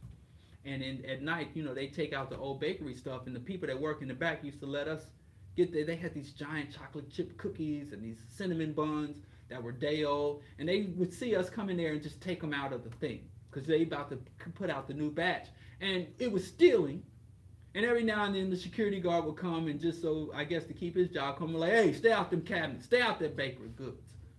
And we would literally go into Hypermart, out on Bannister Road, shout out Kansas City, y'all can confirm this. We would go to Bannister Mall and we would go, literally, we would go to the bakery area, huge Hypermart, and take a couple of those giant plate-sized chocolate chip cookies, and it'd be like 1, 2 in the morning. and we'd go get a couple of chairs somewhere, and we'd sit in and go to the electronic sections and turn on the TV and sit there eating cookies and watching TV at like 2 in the morning. And the staff let us do it, and I'm sure there was some a-hole manager from time to time like, get them kids out of here. So they'd run, scurry, get. And we'd run out of there high on sugar. But anyway, the drug dealers in the hood would watch this. These guys were smart guys, man. And so they wouldn't get the kids that, were at home by the time the street light came on. But he came up to us, long story short, and was like, yo, I got a couple of jobs. You get $50 a day, which was boom, bank. Like I said, this is 87, 88. You get $50 a day. All you got to do is look out. They used to have these drug houses. They're like reinforced little, and so you'd be a lookout. And then after that, you could become a runner. You could become a dealer. You just level up. And we were like, $50 a day? Of course, yes. Impulsive young people. And he said, meet me. It was the Landing Mall area. Not the Landing Mall. It was across the street, adjacent, over there where Douglas Bank used to be. I'm saying this for landmarks for Kansas City. He's like, meet me out front of that store at 11 o'clock. And I'm going to take y'all, and y'all can do it overnight. I'm going to get y'all something to eat. Y'all just going to be lookouts for the spot. I'm going to give you, and then I'm going to give y'all $50. I can drop you off at home or drop you off at school in the morning. And we were like, yes. So we went there, and we were waiting. And the time came, and I turned to Terrence, and I'm like, man, I can't do this. I can't do this. And Terrence was like, man, you got to do this. Because if you show up and it's just me, he probably think it's a problem. Then you're going to mess this up for me. And I said, I'm out. And Terrence, he wanted to fight me. He was about to cry. He was like, yo, I need this money, man. This ain't just, because me, I'm thinking, oh, maybe I can get something other than these goddamn Pro Wings from Payless. I'm sick of Payless loafers and Pro Wings. Maybe I could get me some cross-colored jeans, something. Nah, cross-colored. What were we wearing? Wrangler back then. No, button fly. Levi's button fly, 501 blues. I can get me some of the fly stuff. Maybe give me a couple of the nice Izod shirts. Get me some low glasses, because I had food, clothing, shelter. I had the basics. Wasn't the best quality food, clothing, shelter, but I had it. Dude was like, yo, I'm wearing clothes. I had to dig out the dumpster. So I left. And he was really like enraged. But then he eventually, after I left, he said that he left. And he told me later, yo, I left too. But anyway, I was like, I just can't do it. I can't mess around with this drug stuff at all. I didn't want to become a vector. I was a victim, but I didn't want to perpetuate what had happened to me. I wanted to see if I could maybe find an alternative. My dad, again, who was a convicted felon, in and out of prison throughout my childhood. I never gone like 3 consistent days seeing my father, 3 days back to back. So he would kind of drop in and drop out periodically. And he would talk to me about prison, how to survive prison, because he thought, you're going to end up in jail. You're black, young man, poor, and he would talk to me how to navigate prison, who to interact with, who I shouldn't, the people, the ties. And he would also tell me about the morality of being a criminal.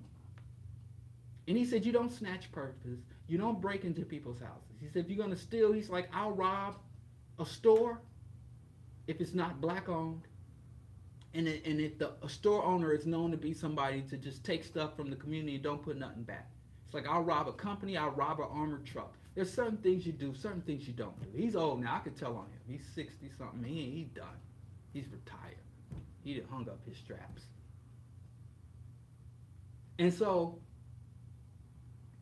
my dad, in the way that he tried, and he had a hard life. And then he began to, but he said, he didn't want to become a vector. He's like, I don't want to victimize the community that I feel victimized me, that didn't give me what I needed. But I don't really consider him a vector because he directed. He tried to get with the Panthers, Kansas City chapter of the Black Panther Party. Shout out to Kansas City, the Black Panthers. Shout out to Pete O'Neill and Mama Charlotte O'Neill. But he tried. He read. He tried to, be conscious, be militant, be revolutionary. But it was hard because he had a lot of severe anger and rage, violent outburst type issues. That's how he dealt with problems, violently and immediately.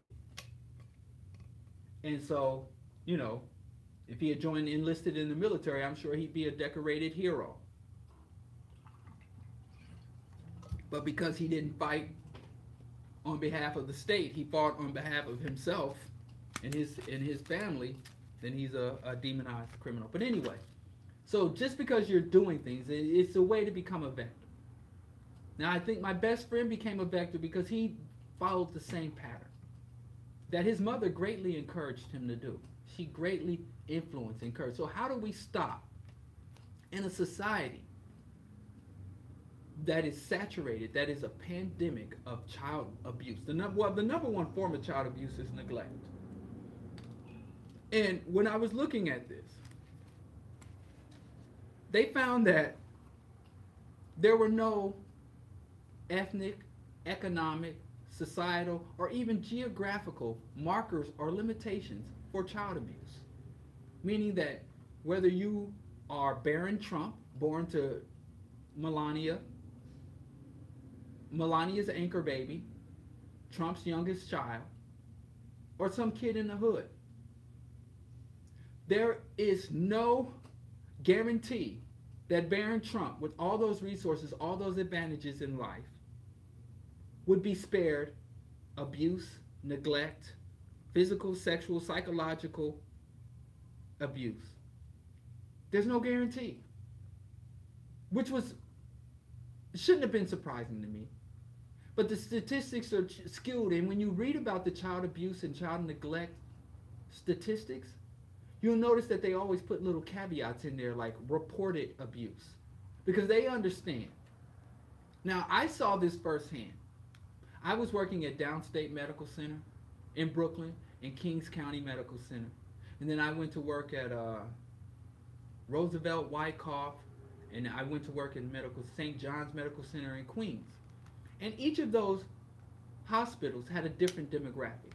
Like Wyckoff at the time, this is pre-gentrification again, had mostly Hispanic, Latino immigrants, Dominican Republic, Puerto Rico, Panama, Cuba, Mexico, of course, and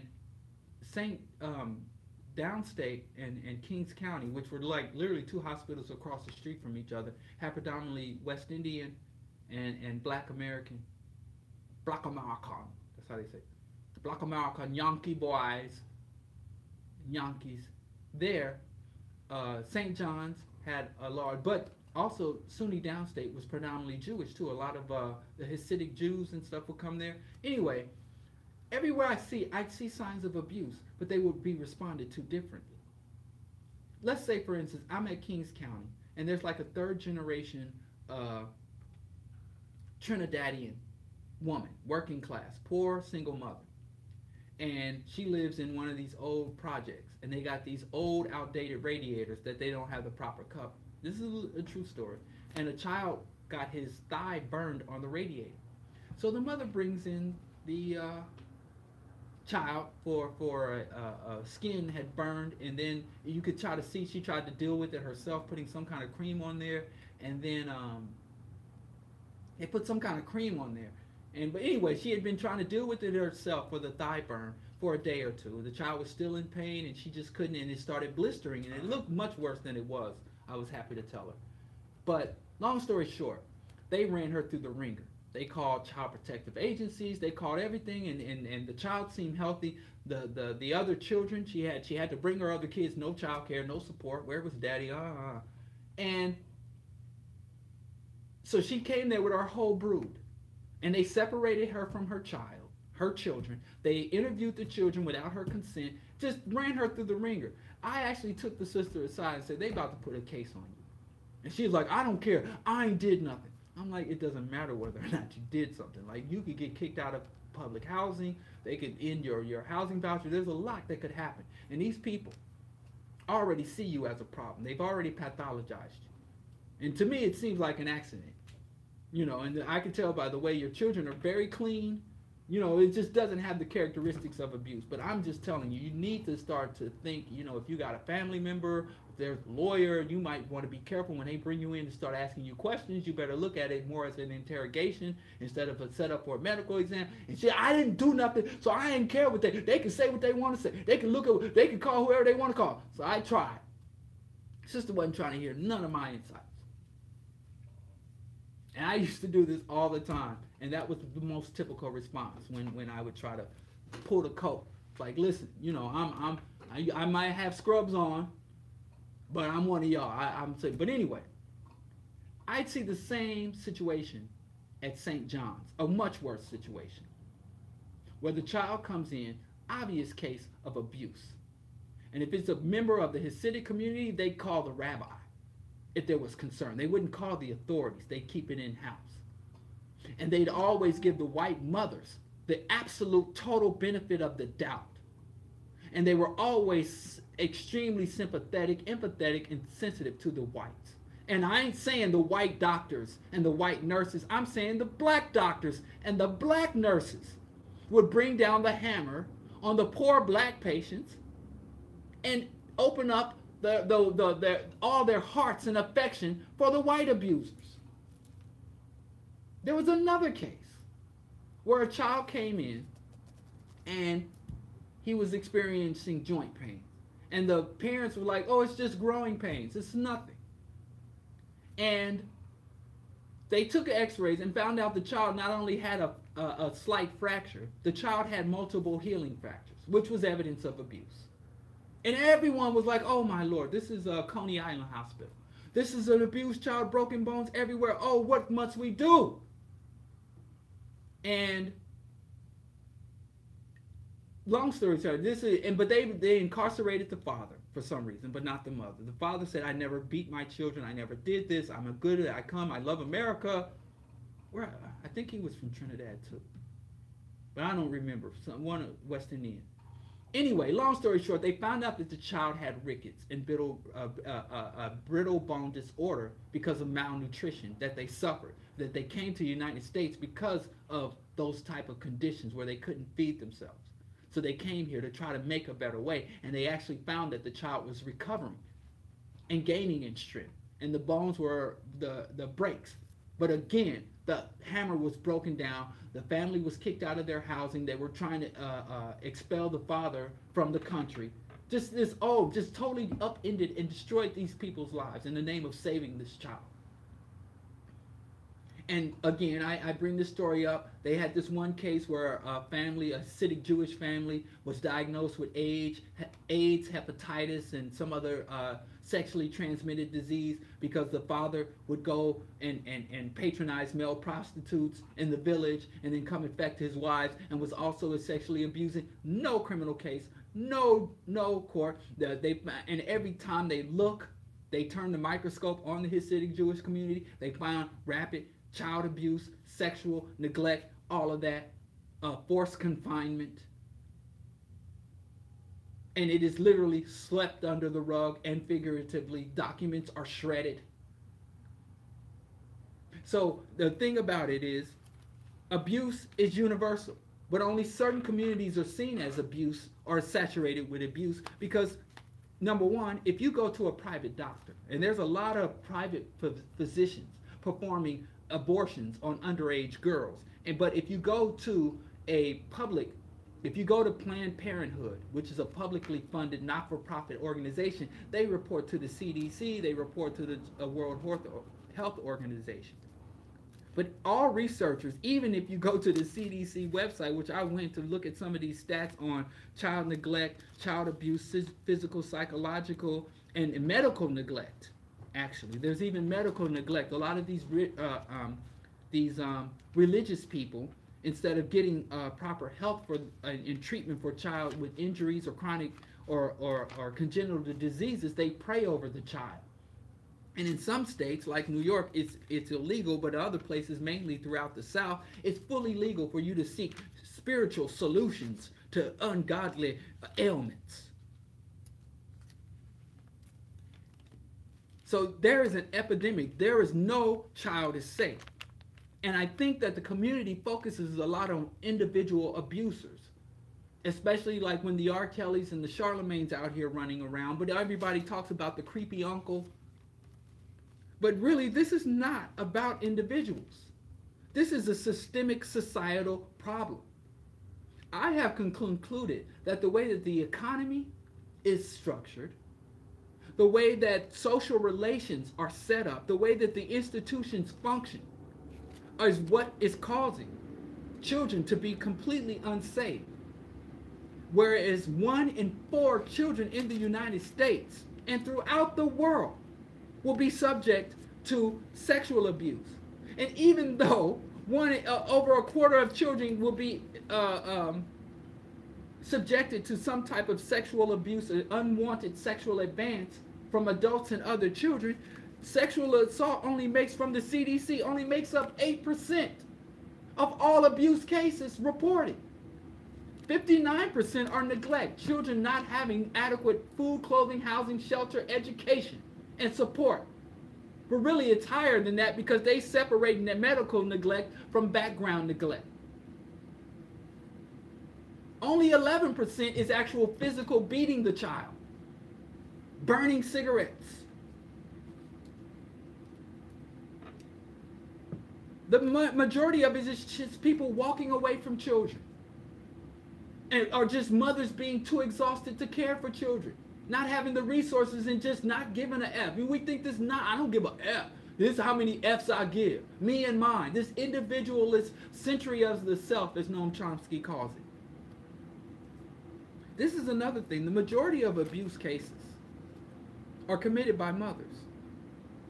Mothers are the primary abusers because they're the primary caregivers. Mothers are responsible for over half of child and infant fatalities.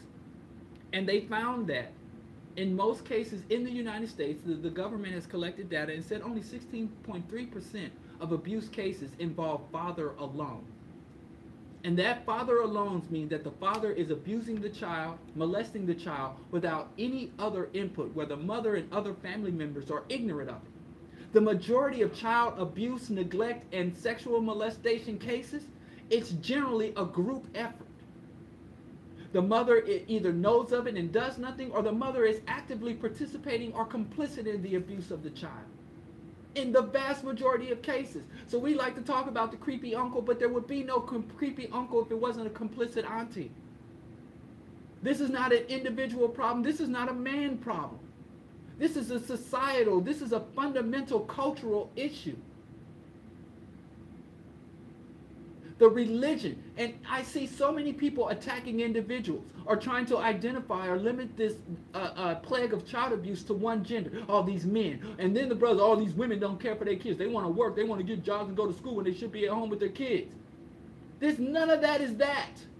Because the stay-at-home mothers, the married mothers, the Christian mothers who have their children, there is no demographic. There is no scenario. There is no socioeconomic group in the United States that is not on these stats. There is no sanctuary for children. Just like racism, it is as pervasive as racism. You can got a wicked jump shot, you spit the hottest fire on the mic and have millions of dollars and go all over the world, and Lil Wayne is a nigga. And they treat him like every time you turn around, they give you the rhyme, they give you that nigga wake-up call. It's the same thing for these children. You don't think Barron Trump is being neglected or abused? Donald Trump's son? And you think all those sycophants, those psychopaths around Donald Trump are going to step up for Barron Trump? And I ain't telling y'all to shed tears. What I'm trying to tell y'all is you can't solve this by locking up. And I see online, all y'all want to execute child molesters, castrate child molesters. Oh, we hate these horrible people that abuse children. How you hate individuals that abuse children, but you don't hate a society that creates almost blanket abuse for children. You don't hate the economy. You don't hate the educational system. You don't hate the housing system. You don't hate the institutions that create the child molesters, that facilitate the child molestation. I don't know how you individualize this. It's not a person. And no child is exempt. You damn near have to be out your damn mind You damn near have to be crazy out of your mind. Nobody has the capacity. Because if you really were going to completely protect your child, you'd have to create a scenario where your child would be insane, where your child can't be properly or healthily socialized. I'm not going to send them to school. I'm not going to let them walk and play in the yard. And some parents are doing that. There are children who are cloistered, children who are locked up, who have never had any type of organic interaction with other people.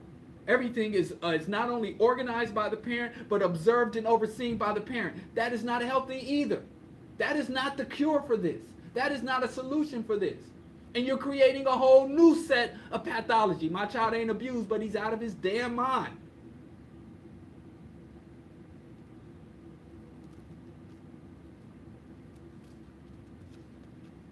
I mean, the data, I mean, and also, they say 52% in all reported child abuse cases, 52% are girls, 48% are boys, and depending on where you go, whether it's the deep south or the northeast around the United States, that fluctuates a little bit, but pretty much it's half and half, with a few statistical errors here and there that might boost some numbers, but it meaning that the boys are no more safer than girls. So that whole perception, it's a mess. I mean, just researching this issue lead me to conclude that this whole damn society, this whole damn global system needs to be upended. And like I said, even if you go to the CDC, even if you, whatever peer-reviewed evidence you get, you'll find that the reputed always tries to say these are reported cases, because there's no way to get a handle on it in totality, because the majority of it goes unreported. The majority of it doesn't involve, they don't call in the authorities, they don't call in the social workers. A lot of times they walk into these hospitals and they're, like I told you, they got these mandated reporters. And if it's a white family, if it's an affluent family, if it's an influential family, they'll patch the child up. They'll give the child the antibiotics for the sexually transmitted diseases. They'll give it and then send that child right back to the hellhole. Whereas when a black family comes in, oh, that's when you want to be the champion for the child. When it's really not being a champion for the child, because there's a lot of false reporting. A lot of custody battles, child support, and things where people want to play these games so they make false reports. The numbers are skewed. But even if you account for all of the lies, games, tricks, and racism and bias, it's still an unacceptable number. If it was 5%, and they're saying, just off of estimates, it's at least a quarter of the children don't get to the adulthood without some form of criminal abuse. And we all know how parents can be. I'm not talking about the subjective. Some of you say boo to your child. They want to call the protective services on you. I'm not talking about, again, we'd have children that were brought in when I was at Coney Island. A lot of Southeast Asians, Filipinos to come there. And they did this thing called coining. And these children would come in with these weird marks all over their bodies and whelps. And they would do this corning and this burns stuff. And they told me immediately, look, relax. This is a cultural thing. Now, if I saw that on my child, it's a problem. I don't know if I'd go for the pistol, but I at least have to take out my little pocket knife. Somebody got to answer for this. If I saw them kind of whelps and markings, but you could see it wasn't from like beating, because they were all lined up like a decoration, you know. So it wasn't just from random beating, but there were these whelps, and they said it was from coining, something I had never heard of until I went to Wyckoff Hop. So there might be some places that same family didn't go to a hospital in their community. Let's say they went on a vacation to Missouri, and you took them to Truman Medical Center, you're getting reported. The same thing that would be identified as child abuse in one hospital is identified as a cultural practice in another. So even when you account for all that, it's still a pandemic where at least between 1/4 to a half of the children don't get to adulthood without some form of neglect or abuse. And again, I'm not talking about whatever your culture. Some families cuss. And some families think if a child ever hears a curse word, then they're ruined for life. Got to throw the whole child away. So corrupt. Children, and I've got a cousin.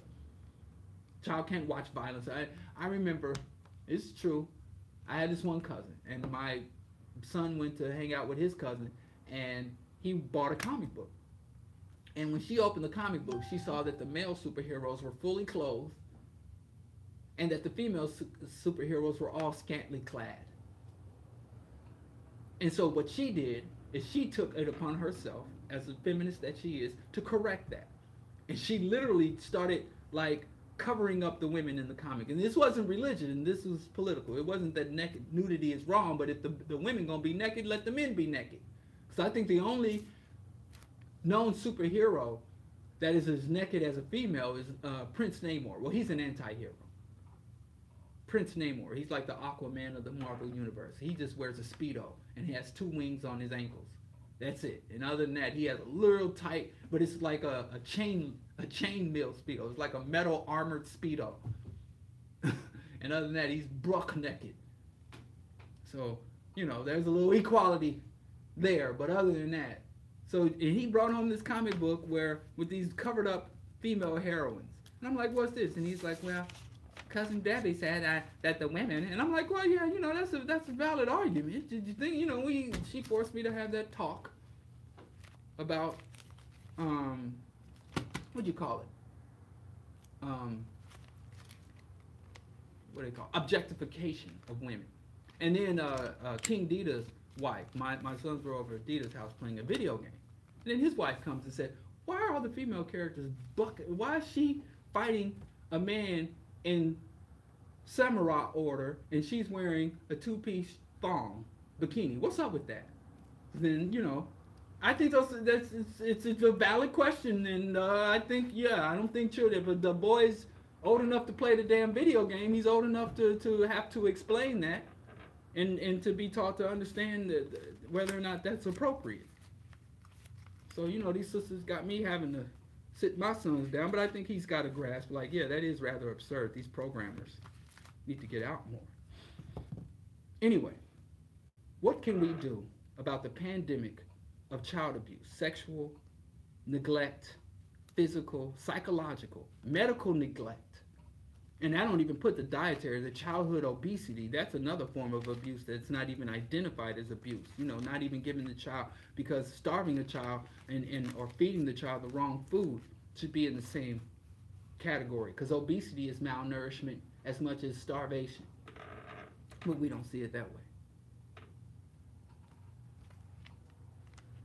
So what I say is that this is not just about bad people and good people.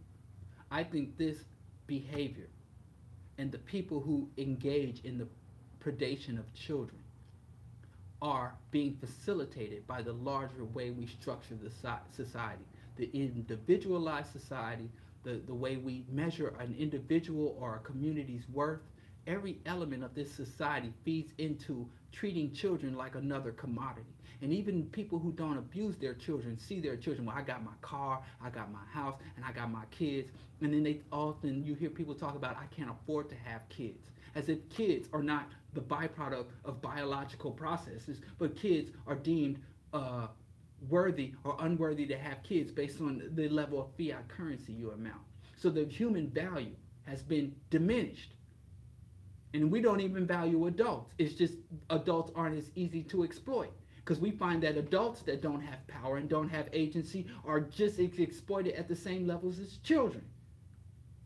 So it's not just about preying upon children. It's about a larger system where humanity is devalued. But how are you going to have a system where, I say this all the time, I don't find a society that has utter disregard for the ecosystem, utter disregard for other living life forms and life systems, but where the people value each other. This entire mentality, an insane, anti-human, death urge culture has engulfed the world. This Greco-Roman Western technological society has engulfed the world. And I think to just separate child abuse from adult abuse, it's overall anything and everything that can be exploited and abused is being exploited and abused. So why would children be exempt? How can we have a system where children are valued and protected, where the environment that they're going to inherit, the very soil that they're going to have to live off of, is not valued and respected? So as I looked at the detail and reviewed the stats and going to the CDC and the World Health Organization and seeing all these stats, and they act as if this exists in itself, like this is a certain category that exists unto itself. In this stupid segmented society where math is separate from literature and art is separate from science, ethics is separated from technology. This society that doesn't understand the interconnected, the interdependence, this society where they tell us that man has dominion. So you're a child, you're not a man. You're my offspring, where people are literally running around, even black leaders talking like eugenicists, as if children, we gotta have these black babies. Women can't have abortion, treating women like breeding stock and treating women like points on a scoreboard, treating children like points on a scoreboard. Where even the most liberal progressive talking about, I don't give a F, I'm stressing carefree black girl, carefree black boy. And you don't see how all of this mentality, this materialistic westernized mentality is feeding into the pandemic of abuse. Everything is abused. We abuse our own bodies. We abuse our offspring. We abuse our ecosystem. We abuse our spouses. This is what isn't abused. So I think the solution to the pandemic, worldwide epidemic of child neglect and child abuse is the same solution to the worldwide epidemic of poverty, the worldwide epidemic of warfare and armed conflict, of addiction. All of this is the same. Humanity is at a point of the highest point of degradation. As our technology increases, as the amount of fiat currency in circulation, we got more billionaires, more technology, more everything else, and we got less humanity. And even if you say, well, I'm going to go to college and study the arts, I'm going to go and study psychology. Oh, well, you need to, where's the money? Go study STEM. And they come up with these lists and talk about, what are the degrees that will get you the most money? Not the degrees that will make you most humane. The degrees that will most enlighten you, to give you a greater understanding of the world and how to better navigate, to be more humane. So this materialist, capitalist, Western economy, that's the start. And we started to, in the institutions, the church, the institution of marriage, all these hallowed, respected institutions are all complicit and all need to be torn down to the rafters. If you won't revolt to preserve the ecosystem, if you won't revolt to end colonization, if you won't rise up and stand for your own human dignity, will you be a revolutionary for the children? Because there is nothing within this society that is pointing to the trajectory of the society, the trajectory of capitalism and Western imperialism. Nothing points to a reduction in the abuse of children. And yeah, you can lock up every damn child molester. You can put every human, everybody on the registered sex offenders list. It has not made one iota of sense. We have to stop treating children like human resources. But damn, we're human resources. We have to end this concept of mass consumption, mass accumulation, dominion over land, where we have more respect for the divine ghost in the sky that don't exist than we have flesh and blood neighbors. We have to reinstitute community. We have to have a concept of enough. Nobody ever says enough. Mark Zuckerberg, Jeff Bezos, LeBron James, Russell Simmons. When have you had anybody in the media says, listen, I have enough, I have too much? It's always more. So I think nothing less when you have a systemic system where the ministers, the bankers, everybody's abusing, neglecting, all this dehumanizing, subhuman, and we know as children are subjected to dehumanizing conditions, they grow up to impose dehumanizing conditions. And this ain't about bad individuals at this point. In fact, most of the characteristics and traits that are psychopathic, sickening, subhuman are the very conditions that allow you to succeed in this economy. Being cutthroat, not giving a damn. That's what will allow you to succeed.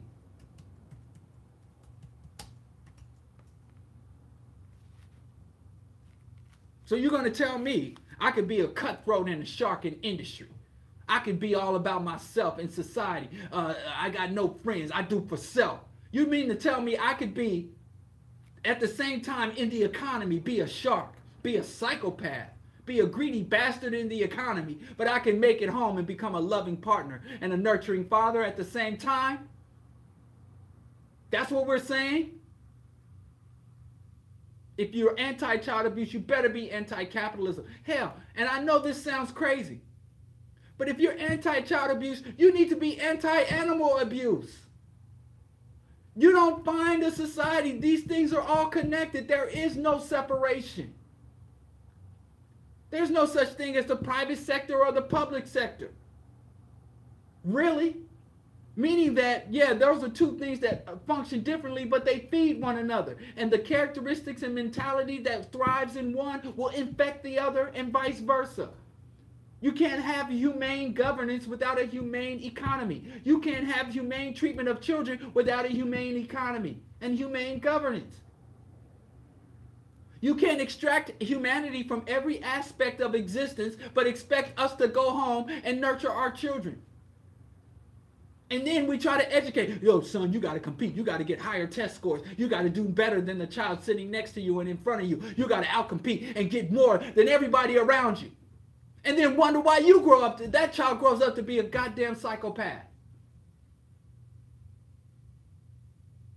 We're going to end child abuse. We need worldwide revolution. And if your child doesn't see you fighting this system, doesn't see your life manifesting as a counter to the dehumanizing system that we live in, then you're no longer a legitimate voice to your children. And younger, they're finding children younger and younger ages are smoking weed, not for no medicinal purposes, but to escape reality. Young children are going into the church to give their life to God because maybe I got to try to get something in the afterlife because the material life is nothing. And we're all complicit. Even this nonsense, this is my child. And I tell y'all all the time, reproduction capacity is not the same as the number it takes to birth a child is not the same as the number it takes to raise a child. We need communalism. All these words they tell us is utopian. You know, the real utopian idea that you can have an economy based on infinite expansion, unmitigated, unlimited growth. That's a utopian idea. The fact that we can share and cooperate is evolutionary natural trait. And they have to beat, train, educate, and shame the very basic human traits out of us.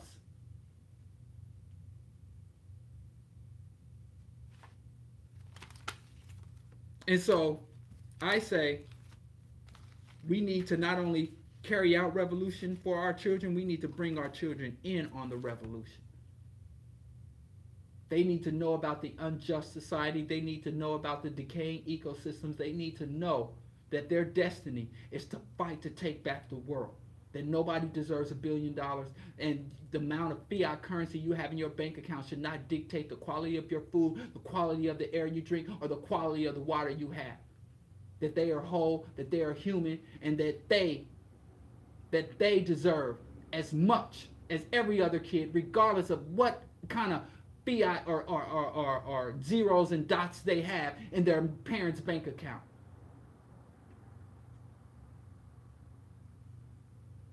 I don't understand. There's so many. Why aren't you rebelling?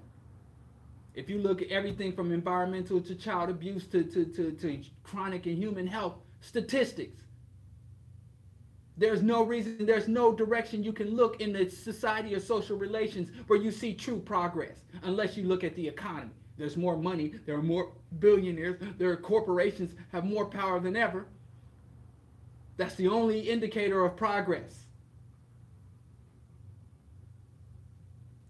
Let's have some music. Bro Diallo Show, Q4 Radio, AM 1680. It's going to take a societal, political, global revolution. This is not a criminal justice problem. Because a lot of the quote-unquote lawful people perpetuate the system of abuse. You get an abuser. You take an abused person who becomes an unlawful person. You put them in prison. They become sexually abused. We think that's part of the formal punishment. Yeah, prison rape. Juvenile detention centers all over the country. Unmitigated violence, rape, and psychological torture. This is a systemic issue. That's all I can say about it. I can't tell you, well, make sure your child has, knows the bad touch. That's the kind of solutions we're getting are.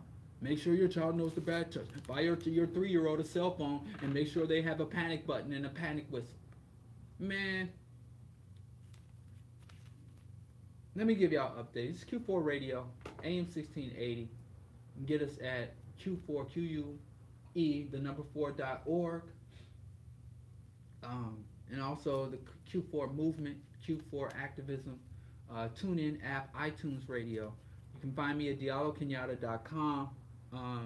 Please support at Patreon. Shout out to my Patreon supporters. Next week, I'll be speaking.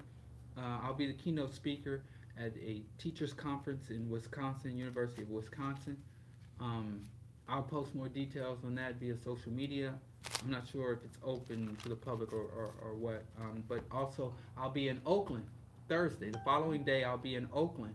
So I'll try to broadcast or do something from Oakland when I get there. And then I'll be there for 5 days, and then I'll be in New York City there too for a short visit in New York City. I'll also be out in Sag Harbor. So the next 2 weeks, I might be doing the show via social media, but I don't know if I'll be on the AM 1680 or the Q4 site. But I'll talk to John, make sure he has something. I'll queue up something for my listeners. So bear with me, be patient with me. But before I leave town, I'll definitely have my Patreon gifts out to everyone. And you can contact me if you're in Oakland, East Coast. Holla at me. Love to link with my people, find out what y'all up to and how we can coordinate and link our efforts for revolution. Bro Diallo Show. Sorry. Music was about to start playing. All right, peace. We're going off live, but we'll continue to be on the air, Q4 and all that. So please continue to listen via Q4 website or AM or TuneIn or iTunes. Q4. Peace.